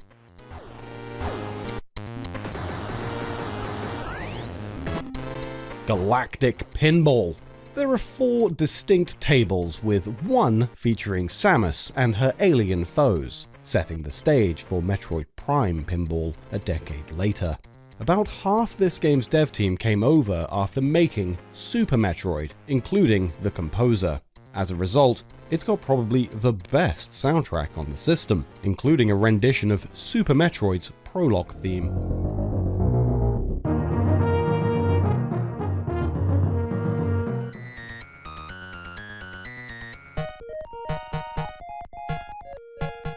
Famitsu gave it a 6, liking the cheesy sci-fi vibes and clever mechanics, but docking points because they felt the puck was too slippery. Western outlets scored it mid-6s, saying it was fun in short bursts, but not a system seller.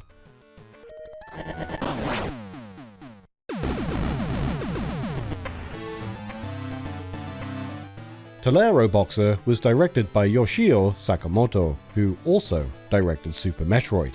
Set in the 22nd century, it's basically Punch-Out, but with robots, and a deeper combat system.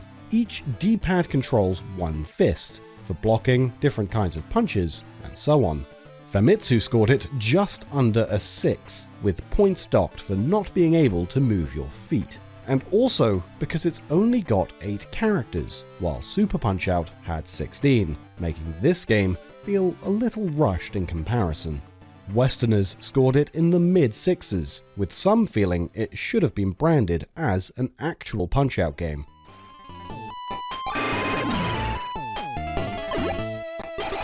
Panic Bomber, a Bomberman puzzle game that played a lot like Puyo Puyo, made by Hudson Soft, the guys who publicly staked their future on Virtual Boy's success. Unfortunately, Famitsu considered it the weakest launch title and gave it a 5. They criticized it for failing to take advantage of the hardware and said there was no reason it even needed to be on Virtual Boy. They also drew issue with the lack of multiplayer, though that was really Nintendo's fault for not having the link cable available at launch. In America, Panic Bomber wasn't a launch title, but when it came out a few months later, it got a 6. Reviewers called it addictive and kinda fun, but would have preferred a real Bomberman instead.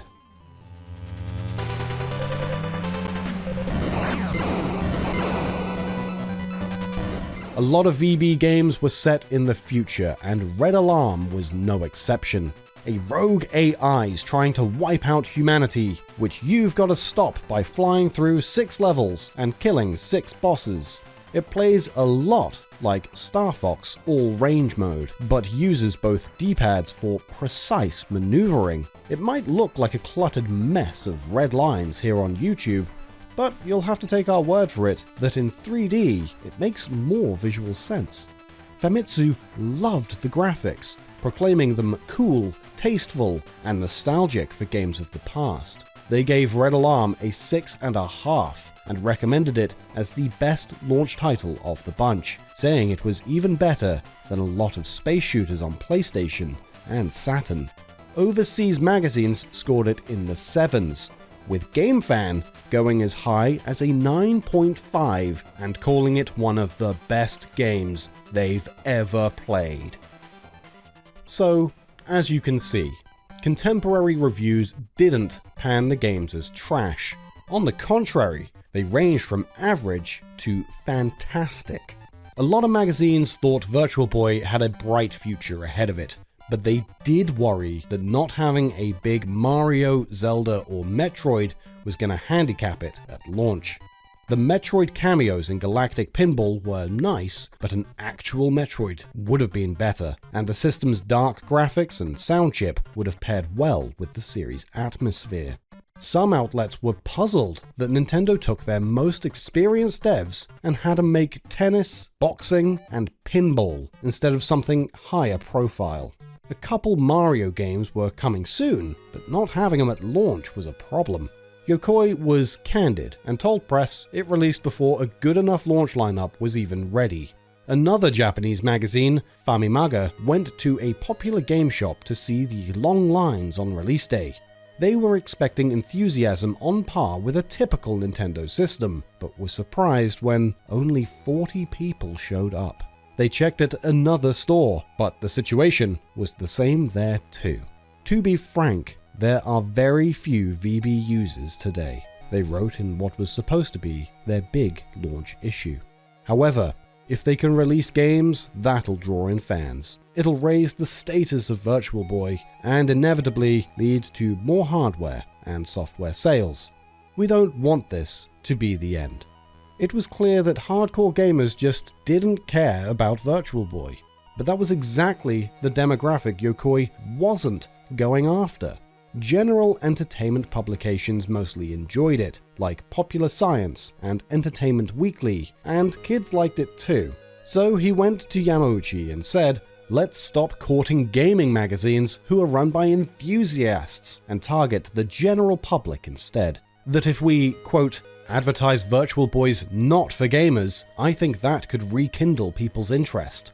Yokoi thought there was still a 50-50 chance he could turn things around and win over the Blue Ocean.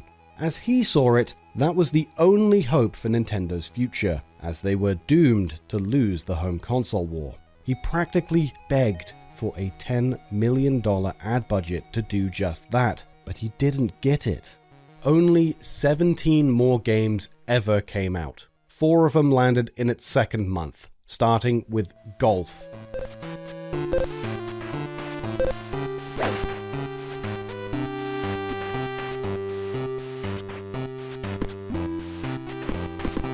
Famitsu gave it 6.5, saying it made good use of 3D depth and otherwise was just a solid golf game. One of them called it a perfect game, helped along by the fact golf's a sport best played in solitude and thus a good fit for the hardware. Western magazines didn't see it that way though and gave it a 6.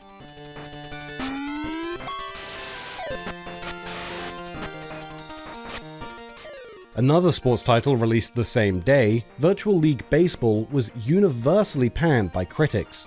The graphics were ugly, it didn't make good use of 3D, and Famitsu said the computer opponent was, quote, a bit of a pain in the arse. They scored it less than a 5, while Western outlets gave it barely more than a 5. This one was supposed to have multiplayer too, but Nintendo still hadn't released the link cable.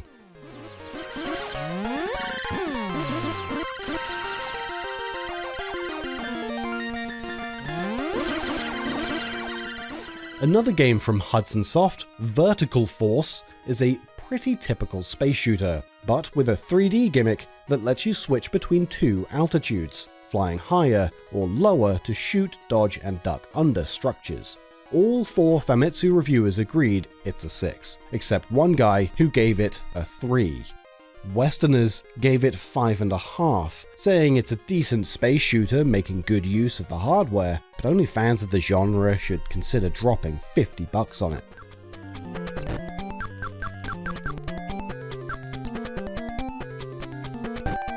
V-Tetris comes with the classic Tetris we all know and love, but also includes a new mode as its main attraction.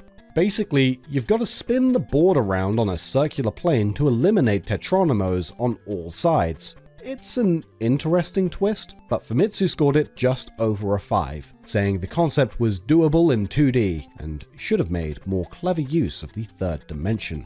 They also docked points for the lack of multiplayer. Once again, it was supposed to have multiplayer, but couldn't because no link cable. Western magazines didn't review V-Tetris, as it was the first of many that never left Japan. At this point, VB sales were continuing to flounder, and Yokoi was still trying to find ways to make it portable. He patented a VB shoulder mount that honestly doesn't even look feasible as something you'd want to take out of the house. But he was getting desperate. He'd saved Nintendo twice already, and now felt he had to one more time. But Nintendo never would have released the shoulder mount anyway because of the product liability law, and they were still dragging their feet even on the link cable. Rather than draw out the suspense, I'll just go ahead and tell you. Nintendo kept delaying it till eventually just never releasing it at all. Link cables should have been easy to produce, but Nintendo simply wasn't giving VB the resources it needed. Speaking of liability laws, they'd also forced Nintendo to stick a bunch of warnings in the VB instruction manual, saying it could cause headaches, blurred vision, and other problems. Yokoi pointed out that other systems have the same kind of warnings. PlayStation's manual says it could harm your eyes, cause eye strain, and users should take a 15-minute break every hour. N64 warns of dizziness, motion sickness, and lighting your house on fire. But nobody paid him any attention. Virtual Boy was a new kind of machine, so people did take its warnings seriously. The manual was just a collection of warnings, each more terrifying than the last, said Yokoi. If someone had the misfortune to read them, they'd think our machine was really dangerous for their health. By default, it was also made to ask players to take a break every 30 minutes. Even nowadays, when Switch tells people to take a break, they just ignore it. But when Virtual Boy gave the same prompt, some folks genuinely thought their eyes were gonna get damaged. In truth, VB was good for your eyes, and the vast majority of players didn't get headaches. But the forced warnings furthered public perception that Virtual Boy was a death trap. The next month, September, only got 3 games.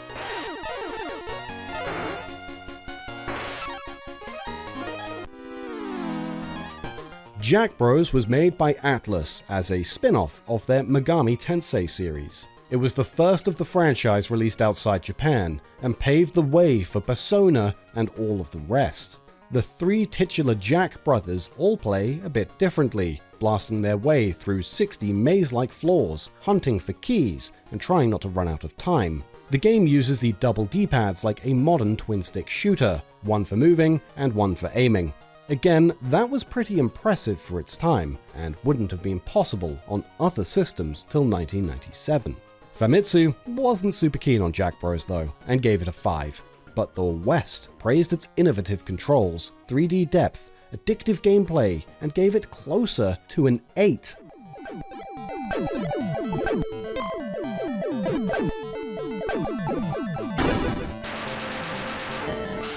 Another game set in a sci-fi future, Space Squash, is basically tennis with jetpacks, where you can damage your opponent and grab pickups along the way. One D-pad moves, the other whacks balls in different directions. Space Squash never came stateside, but in Japan it got a 5, with Famitsu saying it was fun with good 3D, but felt a bit rushed and short on ideas. September also saw, at long last, the system's first mainline Mario.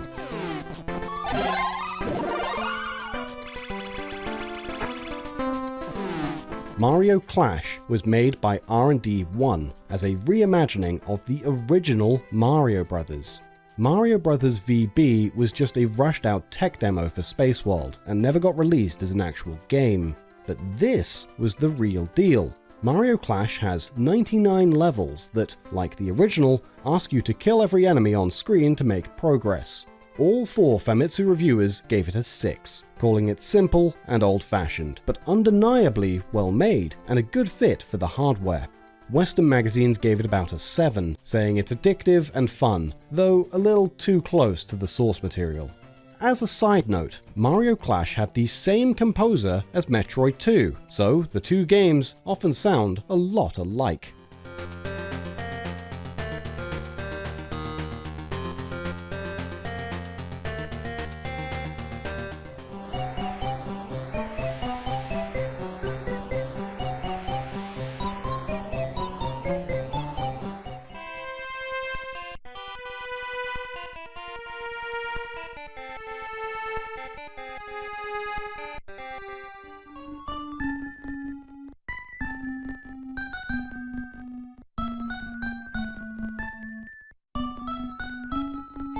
The original Mario Brothers and Mario Clash were both produced by Yokoi, but Miyamoto was conspicuously absent from the reimagining.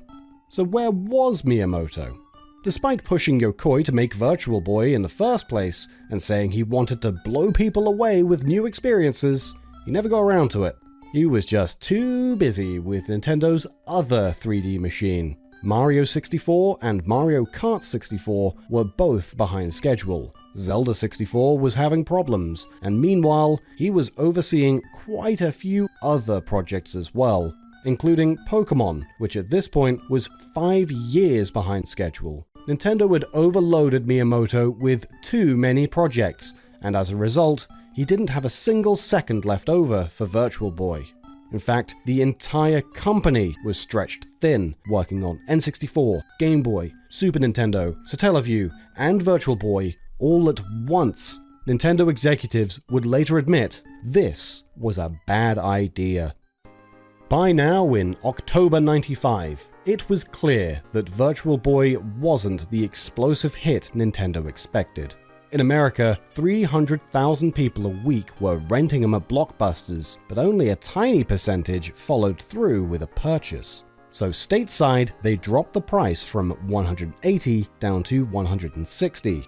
And despite Nintendo's initial pledge to release a new first-party game every month, by now they'd only released one since launch, and it was going to be a while till the next one. More third-party games would have helped fill out the schedule, but unfortunately, early on, Yamauchi was worried someone would steal their technology, so he didn't give out dev kits till after it was revealed to the public. As a result, there weren't many games in its first few months. After launch, third parties saw the system wasn't selling, so a lot of them either cancelled their ongoing projects or just didn't bother starting new ones. That left the release calendar pretty barren, which was another reason the system ultimately failed. October only got 2 releases, starting with Virtual Fishing from the same guys who made V-Tetris.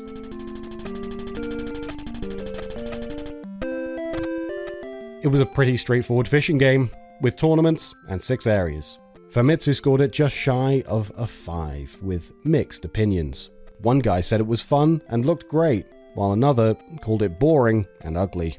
Most of them liked the naturalistic visuals, but lamented the lack of naturalistic music to go along with it. Virtual Fishing never left Japan, and neither would this next one.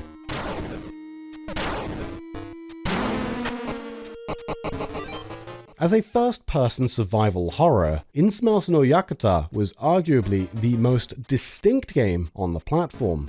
It also stood out in terms of setting. Instead of the near future, it's the near past. You play as a private eye in 1922, trying to escape a Lovecraftian mansion with randomized monster and item locations. Similar to Jack Bros, every floor has keys to find in a time limit, with one D-pad moving and the other shooting.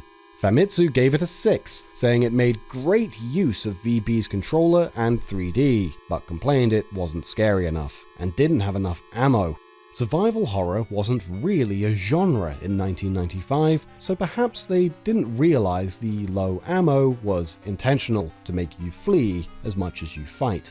In recent years, it's garnered a cult following for being weird, and for a Virtual Boy game, a little ahead of its time. November didn't see a single new game. Not even one on a platform only a few months old. At Space World, President Yamauchi got on stage and proclaimed Virtual Boy a failure. The VB section got pushed to a corner of the expo, with Yokoi made to personally give demos to anyone who happened to walk by. It was far below his station, and widely viewed as his penance for VB's disappointing sales. As Game Informer described it, Nintendo's leadership blamed the failure of the Virtual Boy on Yokoi, and set out to publicly humiliate him. Still, the proud and impeccably dressed Yokoi soldiered on, desperately trying to interest showgoers, who were largely there to see the N64, in his doomed product. Although this sort of punishment is common practice in Japanese business, it was a shabby way to treat a man who had done so much to make Nintendo an industry giant." End quote. Yokoi would ultimately leave Nintendo when all this was over, but we'll get to that later. The next month, December, was the system's last in Japan. Dozens of games had gotten cancelled, leaving just 5 to close out the year.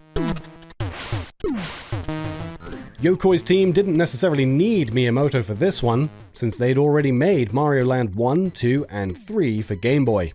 In Secret Treasure of the Hourzen, you explore 14 floors of an underground cave, jumping back and forth between the background and foreground to find treasure, solve environmental puzzles, and fight 3D bosses.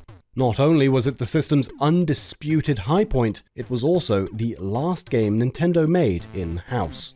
Famitsu gave it just short of a 7, saying it's not as good as a big mainline Mario or Zelda, but it is a solid side-scroller with clever 3D effects. It mostly scored 8s in the West, with GamePro going as high as a 9.5. Some magazines thought it'd be a system seller, drawing in millions, though in hindsight, it was just wishful thinking.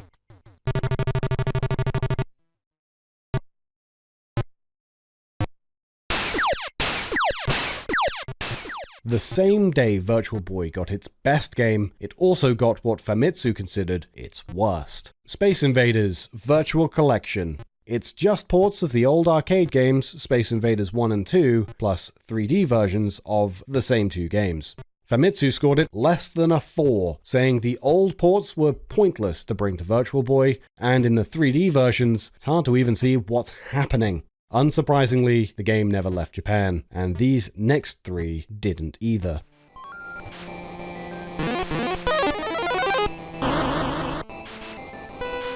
Virtual Lab's basically Tetris, but with falling organs that you've got to connect together to disappear. Space Invaders was poorly received for not adding anything good to a 1970s arcade game, but Virtual Lab, on the other hand, was just flat out bad. It stunk of being unfinished, and Famitsu gave it a 4, citing the lack of fun, frustrating difficulty, and because, quote, there's no 3D effects, except for a woman swaying breasts in the bottom right corner. If you saw our recent video on the Sufami Turbo, this game will look familiar. Just like the 6SD Gundam games on Turbo, Dimension War's a grid-based tactical RPG similar to Advance Wars and Fire Emblem. On Turbo, battles are just cutscenes, but here, most battles are fought real-time in 3D space. Developers who made VB games generally understood long play sessions were tiring for your eyes, so they stuck to genres you could play in short bursts. Bandai bucked that trend and made a tactics game anyway, but simplified the formula for shorter levels. Famitsu was mixed on the results though, and gave it just under a 5.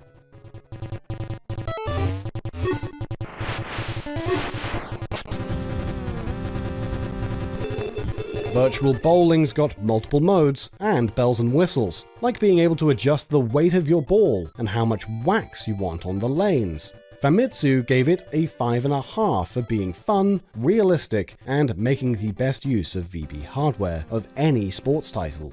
Besides its great 3D, it also uses both D-pads, one for moving and one for aiming. There's only so much you can do with a bowling game. That said, Virtual Bowling's about as good as it could get on Virtual Boy. And that was it. Only 19 VB games ever released in Japan, and those were the last of them. The same day Gundam and Bowling came out, December 22nd, 1995, Nintendo quietly discontinued the system without announcement. Since launch, they'd only sold a little over 100,000 systems, when they originally thought they were gonna sell millions. Things were going better stateside though. They'd expected to sell around 1 million by now, and they'd achieved 70% of that goal. So in America, VB wasn't discontinued, and got 3 more games into early '96, with plans to continue even longer. The first was Waterworld, based on the film of the same name. You play as Kevin Costner, zipping around on a jet ski shooting pirates, trying to stop them from kidnapping civilians. GamePro magazine said, quote, repetitive sights pollute the water. Identical enemies and victims appear in every level. A bad film makes for an even worse game in this boring shooter. Waterworld is a Virtual Boy's wet nightmare. On average, reviewers gave it a 5.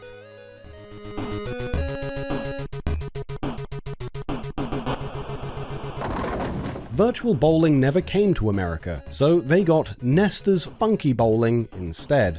The game was made in Utah and stars Nestor, who'd been Nintendo Power Magazine's mascot up until 1993.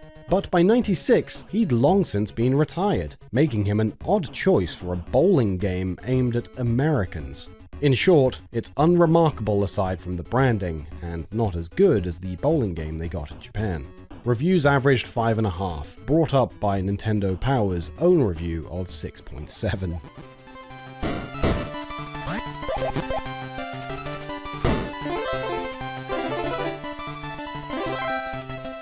The final Virtual Boy game ever released landed on March 22nd, 1996.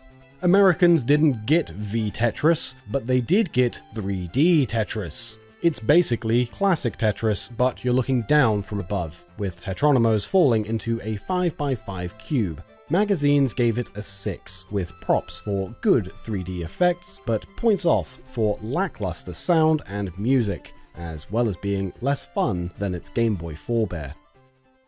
That was the day Virtual Boy died, though no one knew it yet. For a while, the plan was to regroup and have another go of it in America, considering how much better it was selling than in Japan. A second wave of games was in the works that'd do more to take advantage of the Virtual Boy's unique features. Yamauchi said, "Virtual Boy was created to provide a different kind of gameplay compared to TV games, but it released without any games that took advantage of that distinction. So now I want to return to the starting point and find titles that emphasize the difference that Virtual Boy games can provide. I want to start afresh in 1996.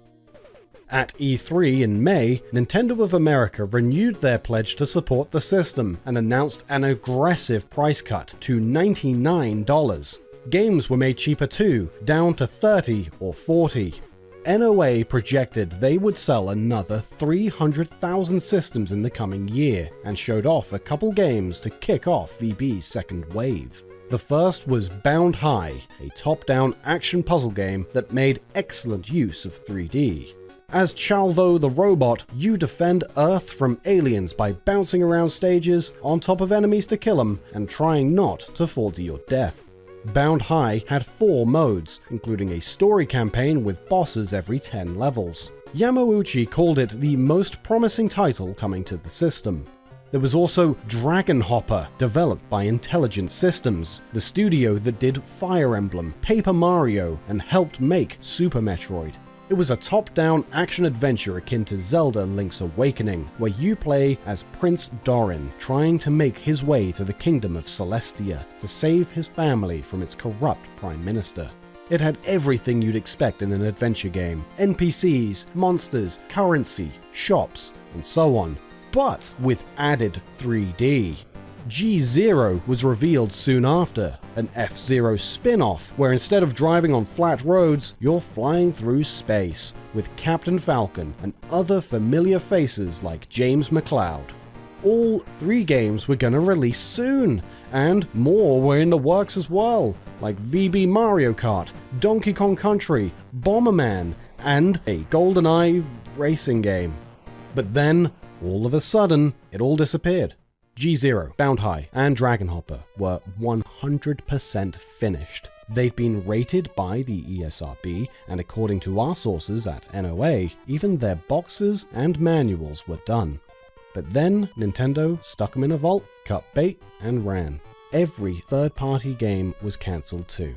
Maybe we'll talk about every cancelled Virtual Boy game in a separate video someday, like we did with 64DD. There's about 40, which is too many to cover here in sufficient detail. The upshot though is that Nintendo decided to push VB out to sea, so they could focus all resources on N64 in hopes of beating Sony in the home console war. Yokoi famously resigned from Nintendo just as all this went down, in August '96. According to legend, that's why he quit, to accept responsibility for VB's failure. But in reality, he wrote an article called Why I Left Nintendo soon after, saying he'd actually wanted to leave for some time. He was going to leave a few years earlier when he turned 50, but stayed a little longer to see Virtual Boy through. At the start of the project, he wanted VR32 to be his farewell gift to Nintendo, and his way of going out on a high note.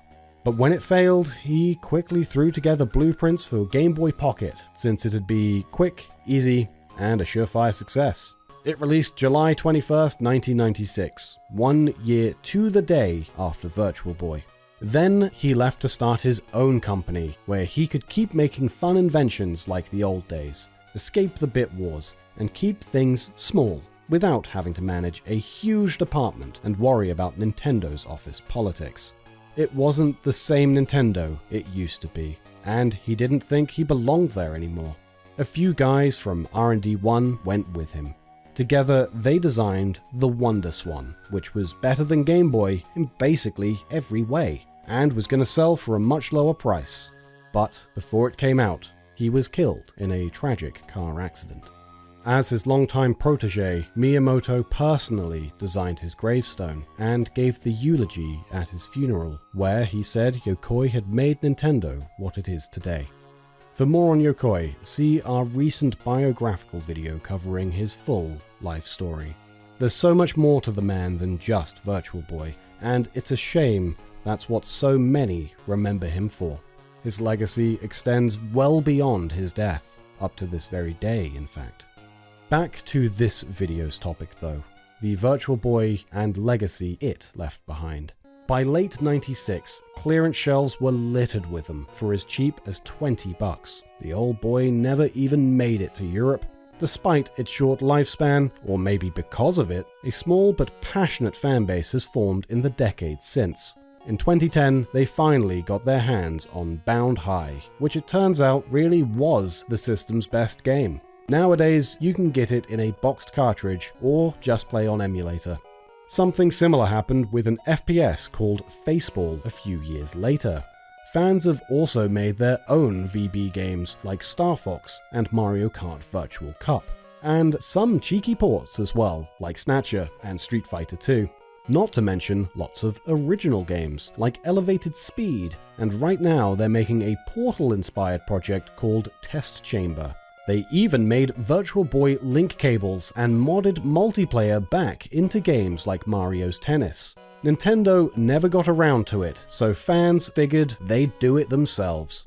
Speaking of what Nintendo don't, at a 2013 shareholder meeting, an investor asked if VB games were going to come to Virtual Console on 3DS. President Iwata said he'd think about it, and that, quote, "It was not a commercial success, but some say that it was an attractive and extremely unique product by these standards at that time." Nintendo never ended up doing that either, but fans picked up the slack with their own 3DS emulator pretty recently, actually, playable in 2D or 3D, whichever you prefer. Outside that niche community though, Virtual Boy's gotten a reputation over the years as Nintendo's biggest failure of all time. As we alluded to earlier though, that narrative's a bit overblown. Nintendo 64DD and Satellaview both sold under 100,000 units. Virtual Boy managed to sell around 800,000, which is also more than can be said for Sega VR and Jaguar VR, neither of which ever came out. VB outsold most of its 5th generation competitors too, including Atari Jaguar, Amiga CD32, PCFX, FM Towns Marty, and Bandai Pippin. And also some of that generation's handhelds, like Neo Geo Pocket, Game.com, and Game Boy Light. And that's with Virtual Boy only really being on the market for 5 months. For a while, it was on track to outsell some bigger systems too. In the US, for example, Sega Saturn had twice the marketing budget and launched with a 2-month head start. Nintendo's Howard Lincoln recalls, "In 1995, Virtual Boy sold more product than Saturn did, which says something. I was sorry that certain key executives at Sega left before I was able to deliver the 50-pound bag of dog food to them, they having described Virtual Boy as the dog of the year. We outsold them and we got out." Which kind of makes you wonder, what if they hadn't got out? That second wave of games would have released and more people would buy the system, leading to a third wave and so on. Every system's games get better over time, as devs get more experienced with the hardware. Just imagine if 3DS got discontinued 5 months after its rocky launch. It'd be remembered as a failure too, with only a few games worth playing. But Nintendo doubled down, turned things around, and made lemons into lemonade. Virtual Boy never got that chance. Now, having said all that, we're not claiming Virtual Boy wasn't a failure. Because it was, but it's not as bad as people make it out to be these days. And if it hadn't gotten dragged down by regulations and its resources moved over to N64, who knows? VR32 might have become the success Yokoi dreamed of. Did you know? When Nintendo's lead inventor, Gunpei Yokoi, resigned, some of his fellow Game Boy developers went with him. They then created the WonderSwan, making it, in many ways, the Game Boy's true successor. Not only because of who made it, but in its philosophies as well.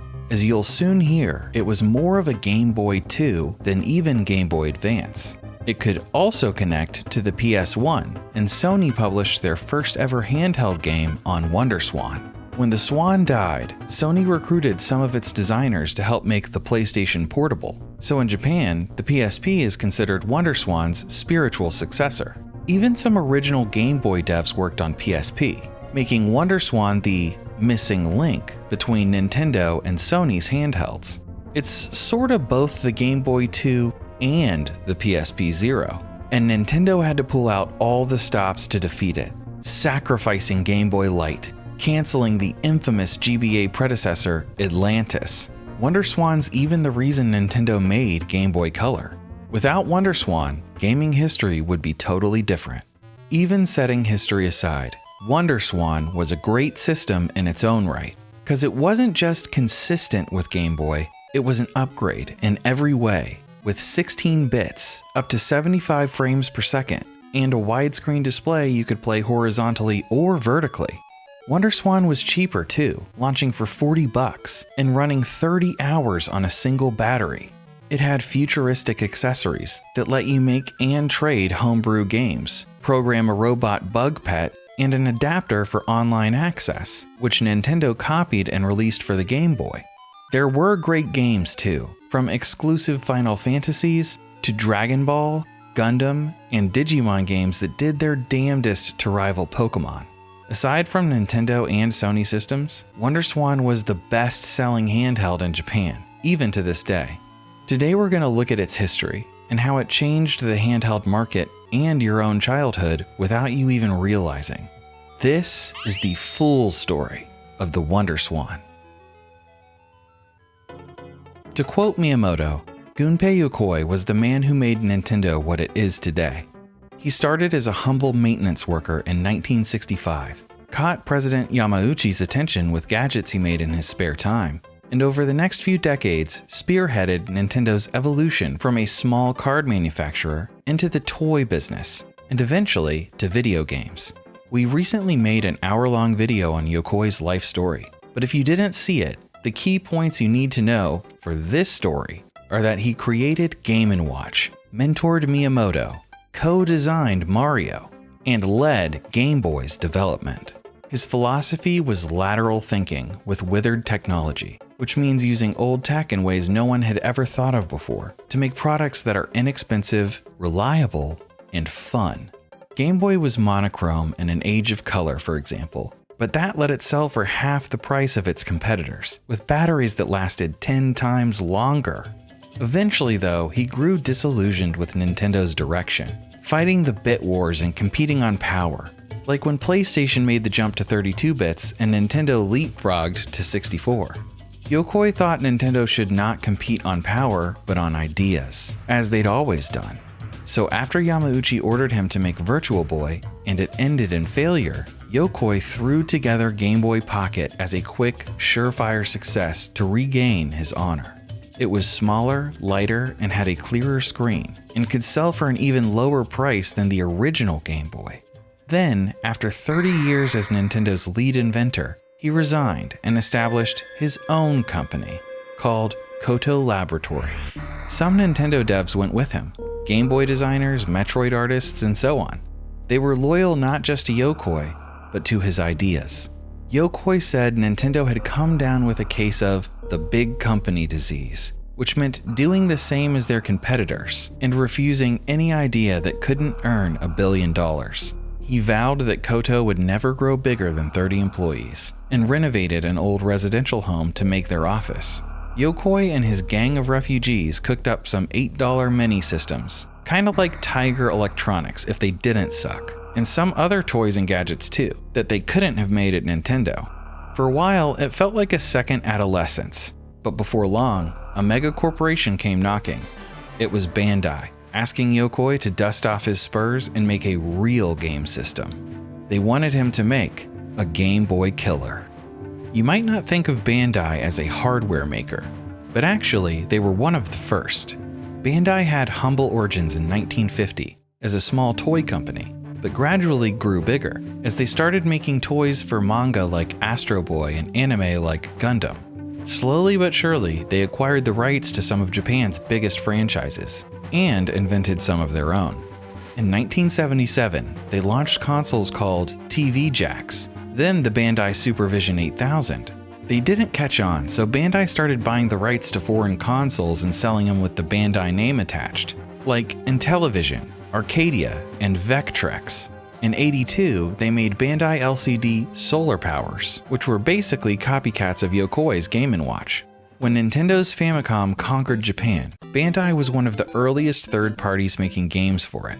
They also made the Family Trainer with a bunch of compatible games, which Nintendo was so impressed with, they bought the rights and rebranded it as the Nintendo Power Pad. They went on to develop the Daytac add-on for Famicom and Sufami Turbo for Super Famicom. They were simultaneously allies with Nintendo and rivals. Bandai made too much hardware to cover them all here in depth. From the telephone VHS Terabiko console, which actually had a Mario game on it, to the very first touchscreen handheld, the Bandai Design Master. Most of them were pretty cool, but never saw much success. In 1996, Bandai was taking a particularly bad beating, as their new Pippin Atmark failed to find an audience. It was then they heard Nintendo's lead inventor had become a free agent, and saw now as their chance. They wanted a handheld specifically designed to overthrow Game Boy Pocket, and who better than the guy that made Game Boy Pocket in the first place? Yokoi and his lost boys didn't flee Nintendo just to make toys and gadgets. Video games were still in their blood, so they accepted the challenge. Before long, Yokoi locked in on an idea that no one had ever done before, a widescreen you could flip horizontally or vertically. After more than a year of tinkering, they ended up with WonderSwan, which outclassed what they'd made for Nintendo in every way. Game Boy was 8 bits, while WonderSwan was 16, making it like a black and white Super Nintendo. Game Boy only had 4 shades of gray, but WonderSwan had 16, running up to 75 frames a second. Game Boy's screen was basically square. WonderSwan had a wide screen. It was 10% smaller and 20% lighter, making it more pocketable as well.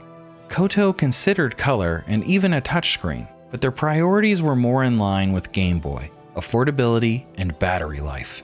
In that sense, it was more Game Boy than Game Boy itself.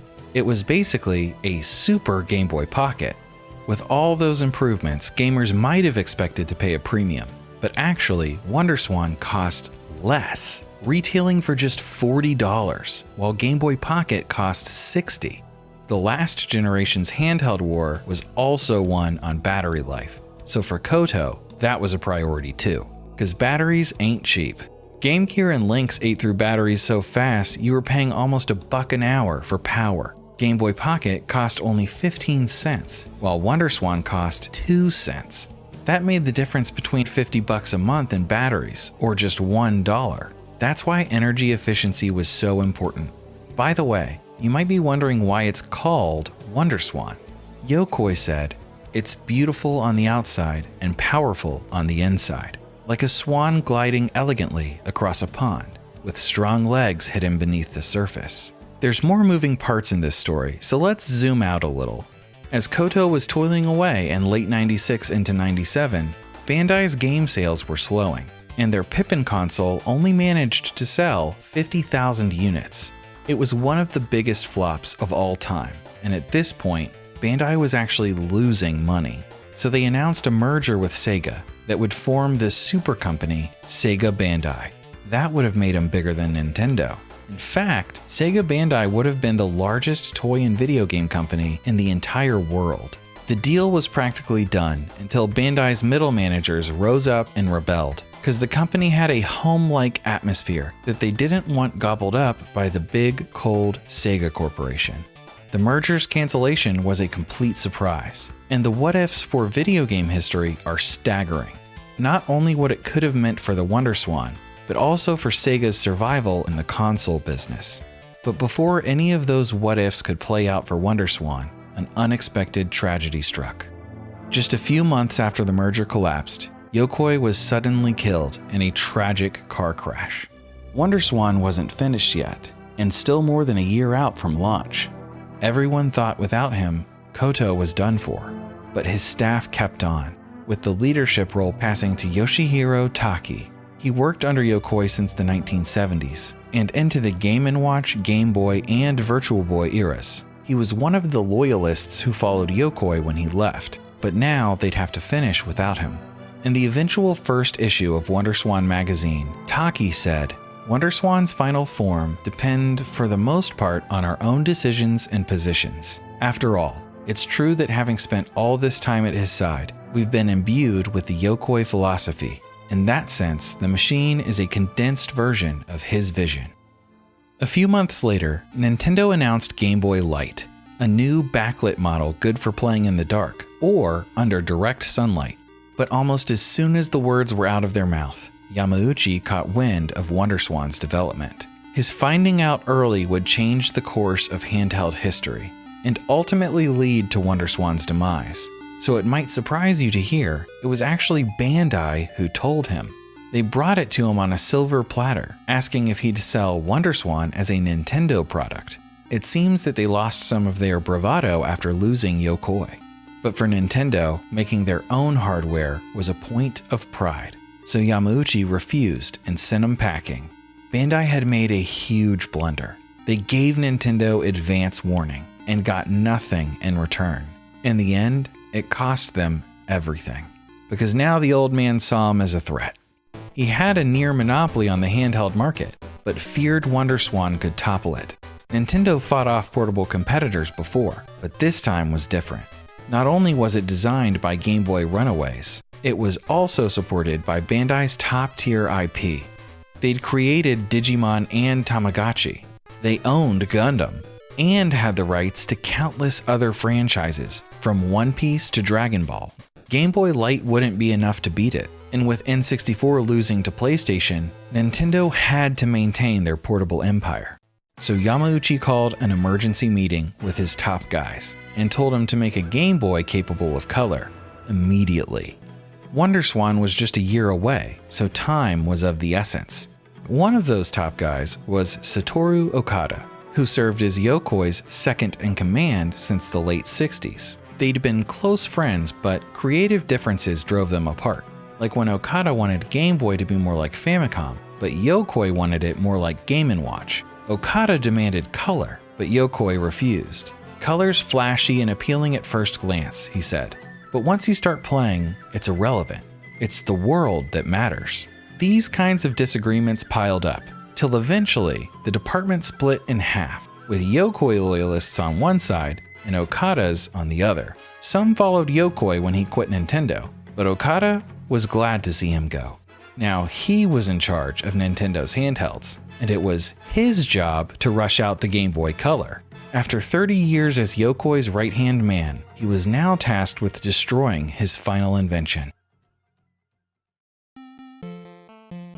Later that year, WonderSwan was revealed at 1998's Tokyo Game Show.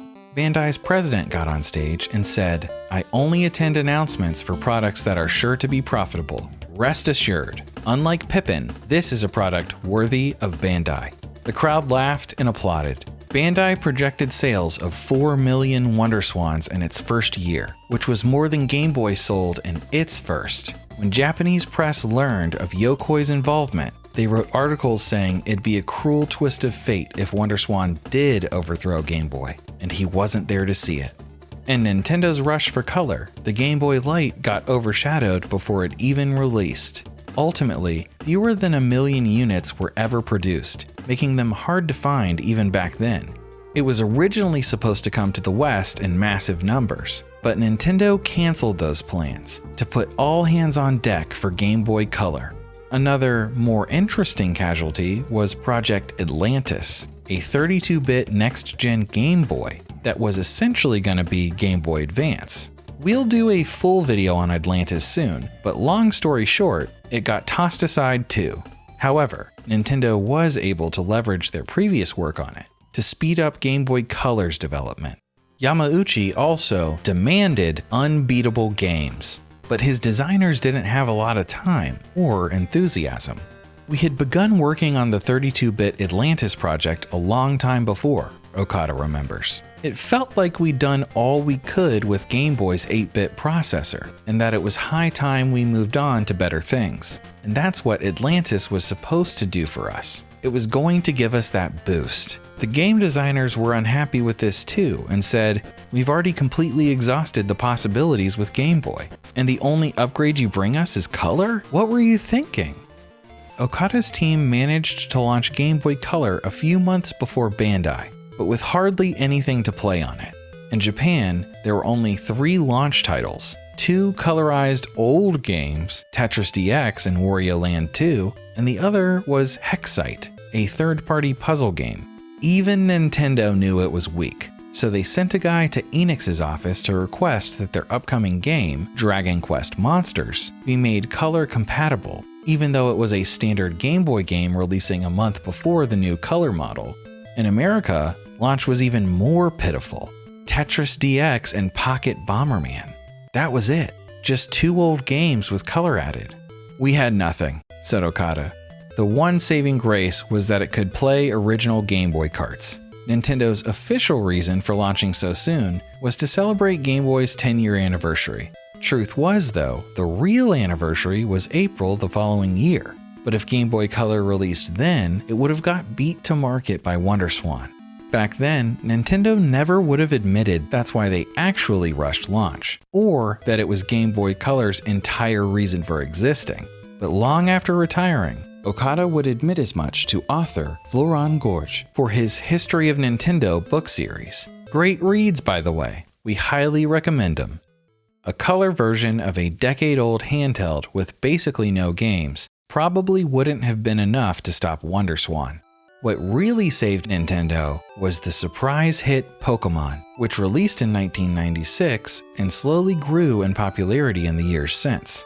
Before that, Game Boy was a dying last-gen system, which gave WonderSwan a clear path to victory. But Pokémon got people buying Game Boys again, to the tune of almost 20 million a year. Third parties started making games for it again too, and Game Boy was resurrected, bigger than ever. There's some irony, since Yokoi was kinda responsible for Pokémon existing in the first place. He was originally the game's producer, and when Game Freak ran out of money mid-development, he lent them IP and his own ideas, so they could make Yoshi and Mario and Wario, which got cash in their pockets that made it possible to continue making Pokémon. Without Yokoi, it probably never would have been finished. Game Freak's founder, Satoshi Tajiri, thought of him as a father and learned a lot from him. Pokémon was reaching blockbuster status just before Yokoi died, and he was genuinely proud of Tajiri. Sadly, neither man could have anticipated it'd be Pokémon of all things that would drive the nail into Yokoi's last legacy. WonderSwan finally launched in March of '99. There were a dozen color options, some of which were picked by fans in an online poll.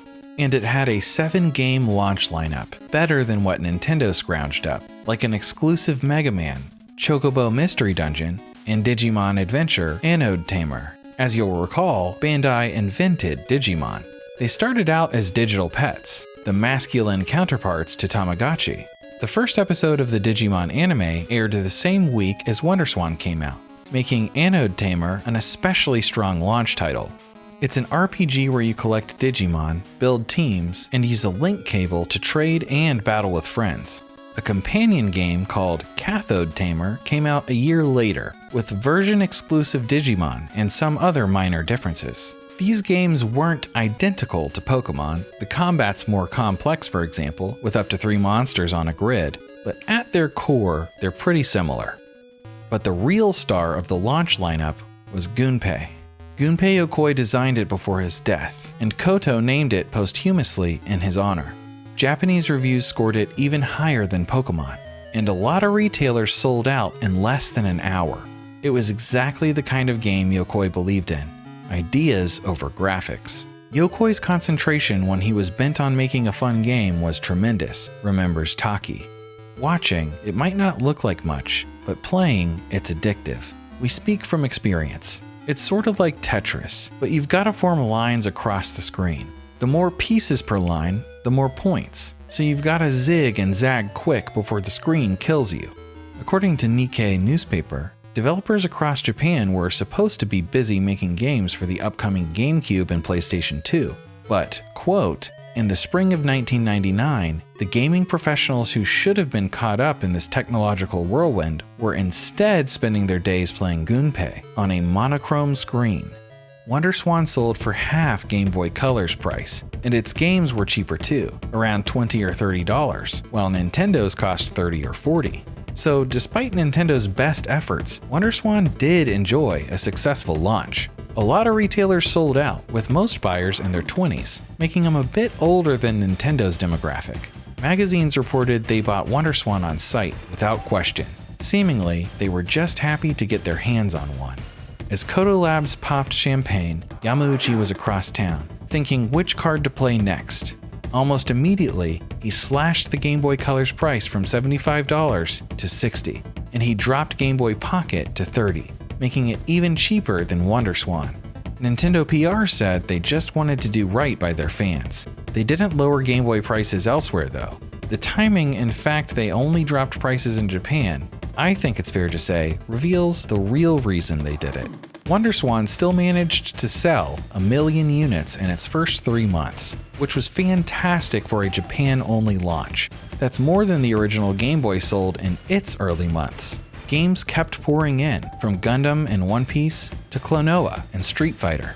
But sales slowed after a while, and it was clear that Nintendo was winning.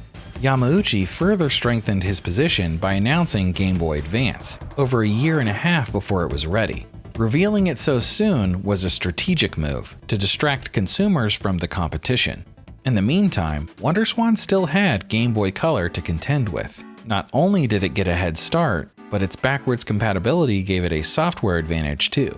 There weren't many new games, but Game Boy Color could still play hundreds of old ones, and add a little color to them. Meanwhile, WonderSwan's library could be measured in the dozens. Japanese magazines opined that 10 years ago, price and battery life led Game Boy to victory over its color competitors. But consumer preferences had apparently shifted, so Koto went back to their house and cooked up a new model, the WonderSwan Color. Compared to Game Boy, it could display 4 times more colors at once. The screen was made slightly bigger, and extra RAM allowed for more complex games, while still having back compatibility with all the old ones. And battery was still 4 times better than Nintendo's. WonderSwan Color released in late 2000 for $60, with another strong launch lineup. After releasing Final Fantasy VII on PlayStation, Square had a falling out with the Big N, so they threw their weight behind WonderSwan, starting with a remake of the original Final Fantasy as a launch title. We played the NES original a few months ago, and were blown away when we booted up this remake. Not only the graphics and sound, the entire game's faster, smoother, and better balanced. There's been a million Final Fantasy remakes in the decades since, but this was the very first, and it was absolutely a system seller. You could also get it bundled with a special edition Final Fantasy console. The hype was huge, and a lot of fans camped overnight at game shops. Some lines stretched over 100 people long, but there wasn't enough supply to meet demand, so most of them had to go home empty-handed. There were 4 more launch titles, including a new Digimon Adventure and Gunpei EX, which added color and online leaderboards. Now's a good time to talk peripherals, many of which came directly from Koto and Bandai, like the Wonder Gate that lets you hook up to a cell phone for leaderboards, download DLC like new levels and characters, and also browse the internet and send emails. Nintendo copied it and released the nearly identical mobile adapter GB 6 months later. There was also Wonderborg, a robotic bug you controlled with WonderSwan, or you could let it go autonomous and serve as a Tamagotchi-like pet, and a link cable similar to Game Boy's for playing head-to-head in Gunpei and Tetris, or trading and battling in Gundam and Digimon. You could also link WonderSwan with Digimon Virtual Pets, using a dock and rock connector. Probably the most interesting peripheral was Wonder Witch, a dev kit aimed at amateurs who wanted to make their own games. Professional grade dev kits cost thousands of dollars, but Wonder Witch was only $100. Fans would make their own games, then trade them back and forth at conventions. There were a few contests where winning entries became official WonderSwan games. The best of them was Judgment Silver Sword, which was so popular that it sold out, and nowadays they sell for over $1,000. In the years that followed, Japanese writers likened the WonderSwan scene to modern-day iPhones. Anyone could make their own games, just as anyone can make their own app. And if they're good, they'll proliferate far and wide. WonderSwan switching between horizontal and vertical views is also how smartphones would later function. Not that Apple stole those ideas, of course, but it's worth recognizing where WonderSwan was ahead of its time. There were lots more peripherals, but we'll just touch one more, the Wonder Wave, which lets you connect to PlayStation games. You also needed a Pocket Station. If you're not familiar, when Sony announced their first portable device, people were stoked, then disappointed when they saw it was a glorified Dreamcast memory card. It turned into a huge hit anyway, much bigger than anyone expected. So many Japanese people bought Pocket Stations in 1999 that Sony canceled plans to release it overseas. They just couldn't make enough of them. With Pocket Station, you can exchange data with PlayStation to unlock minigames. For example, you could send chocobos from Final Fantasy VIII to your Pocket Station, raise them like Tamagotchi, then send them back to the main game to unlock rare summons and stuff like that. If you had Wonder Wave and Pocket Station, you could transfer data between WonderSwan and PS1, like sending Digimon from the adventure games over to Digimon World, so you could see them on the big screen. With Dock and Rock, you could take Digimon digital pets, send them to WonderSwan games, then again to PlayStation. WonderSwan's also where Sony released their first ever handheld game, a fun little puzzler called Devil Dice. More publishers jumped on board too, including Sega, after they dropped out of the console wars, bringing over Golden Axe and Puyo Puyo. Capcom brought more Mega Man and a Ghosts and Goblins sequel. Squaresoft was the biggest supporter and made a couple more Final Fantasies, Saga remakes, Front Mission, and more. Bandai was delivering a lot of popular series like Dragon Ball, Inuyasha, and One Piece. There's too much to list, from Guilty Gear to Super Robot Wars and some quirky stuff from Koto Labs. It was a great library of about 200 games, with RPGs and anime as its biggest strengths. Unfortunately, publishers lent more support to Game Boy, and Nintendo was a powerhouse publisher all on their own, with Mario, Zelda, and Pokemon. WonderSwan's games were good, but Nintendo's were better.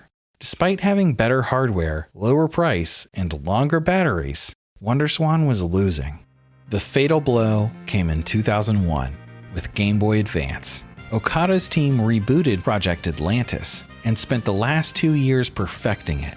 It was 32 bits, with more colors and higher resolution. And this time, they did have launch titles: Mario, F-Zero, Castlevania, and more.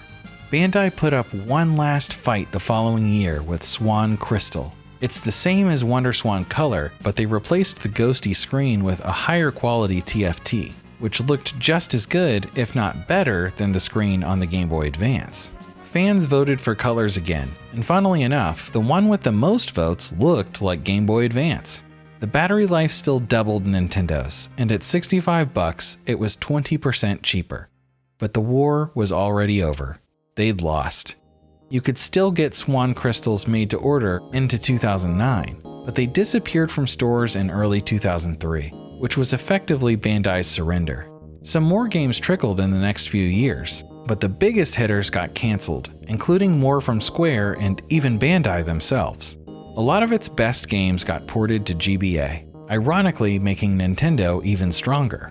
WonderSwan was gonna connect to PS2, but that got canceled as well. Then Sony swooped in and poached some WonderSwan devs to help make the PlayStation portable. When Nintendo found out, they canceled Project Iris to rush out DS at lightning speed and launch before PSP.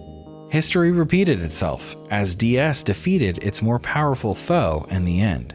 Maybe by now you can see why Japanese think of PSP as WonderSwan's spiritual successor. One of the biggest disappointments in the WonderSwan saga was its cancelled export overseas. In 1999, Bandai announced an alliance with Mattel that would have seen them take partial ownership of each other and bring WonderSwan stateside. But the deal was later scuttled, with neither party saying why. Game Boy Advance got announced in the interim, so a lot of fans speculate Mattel saw the writing on the wall and pulled out.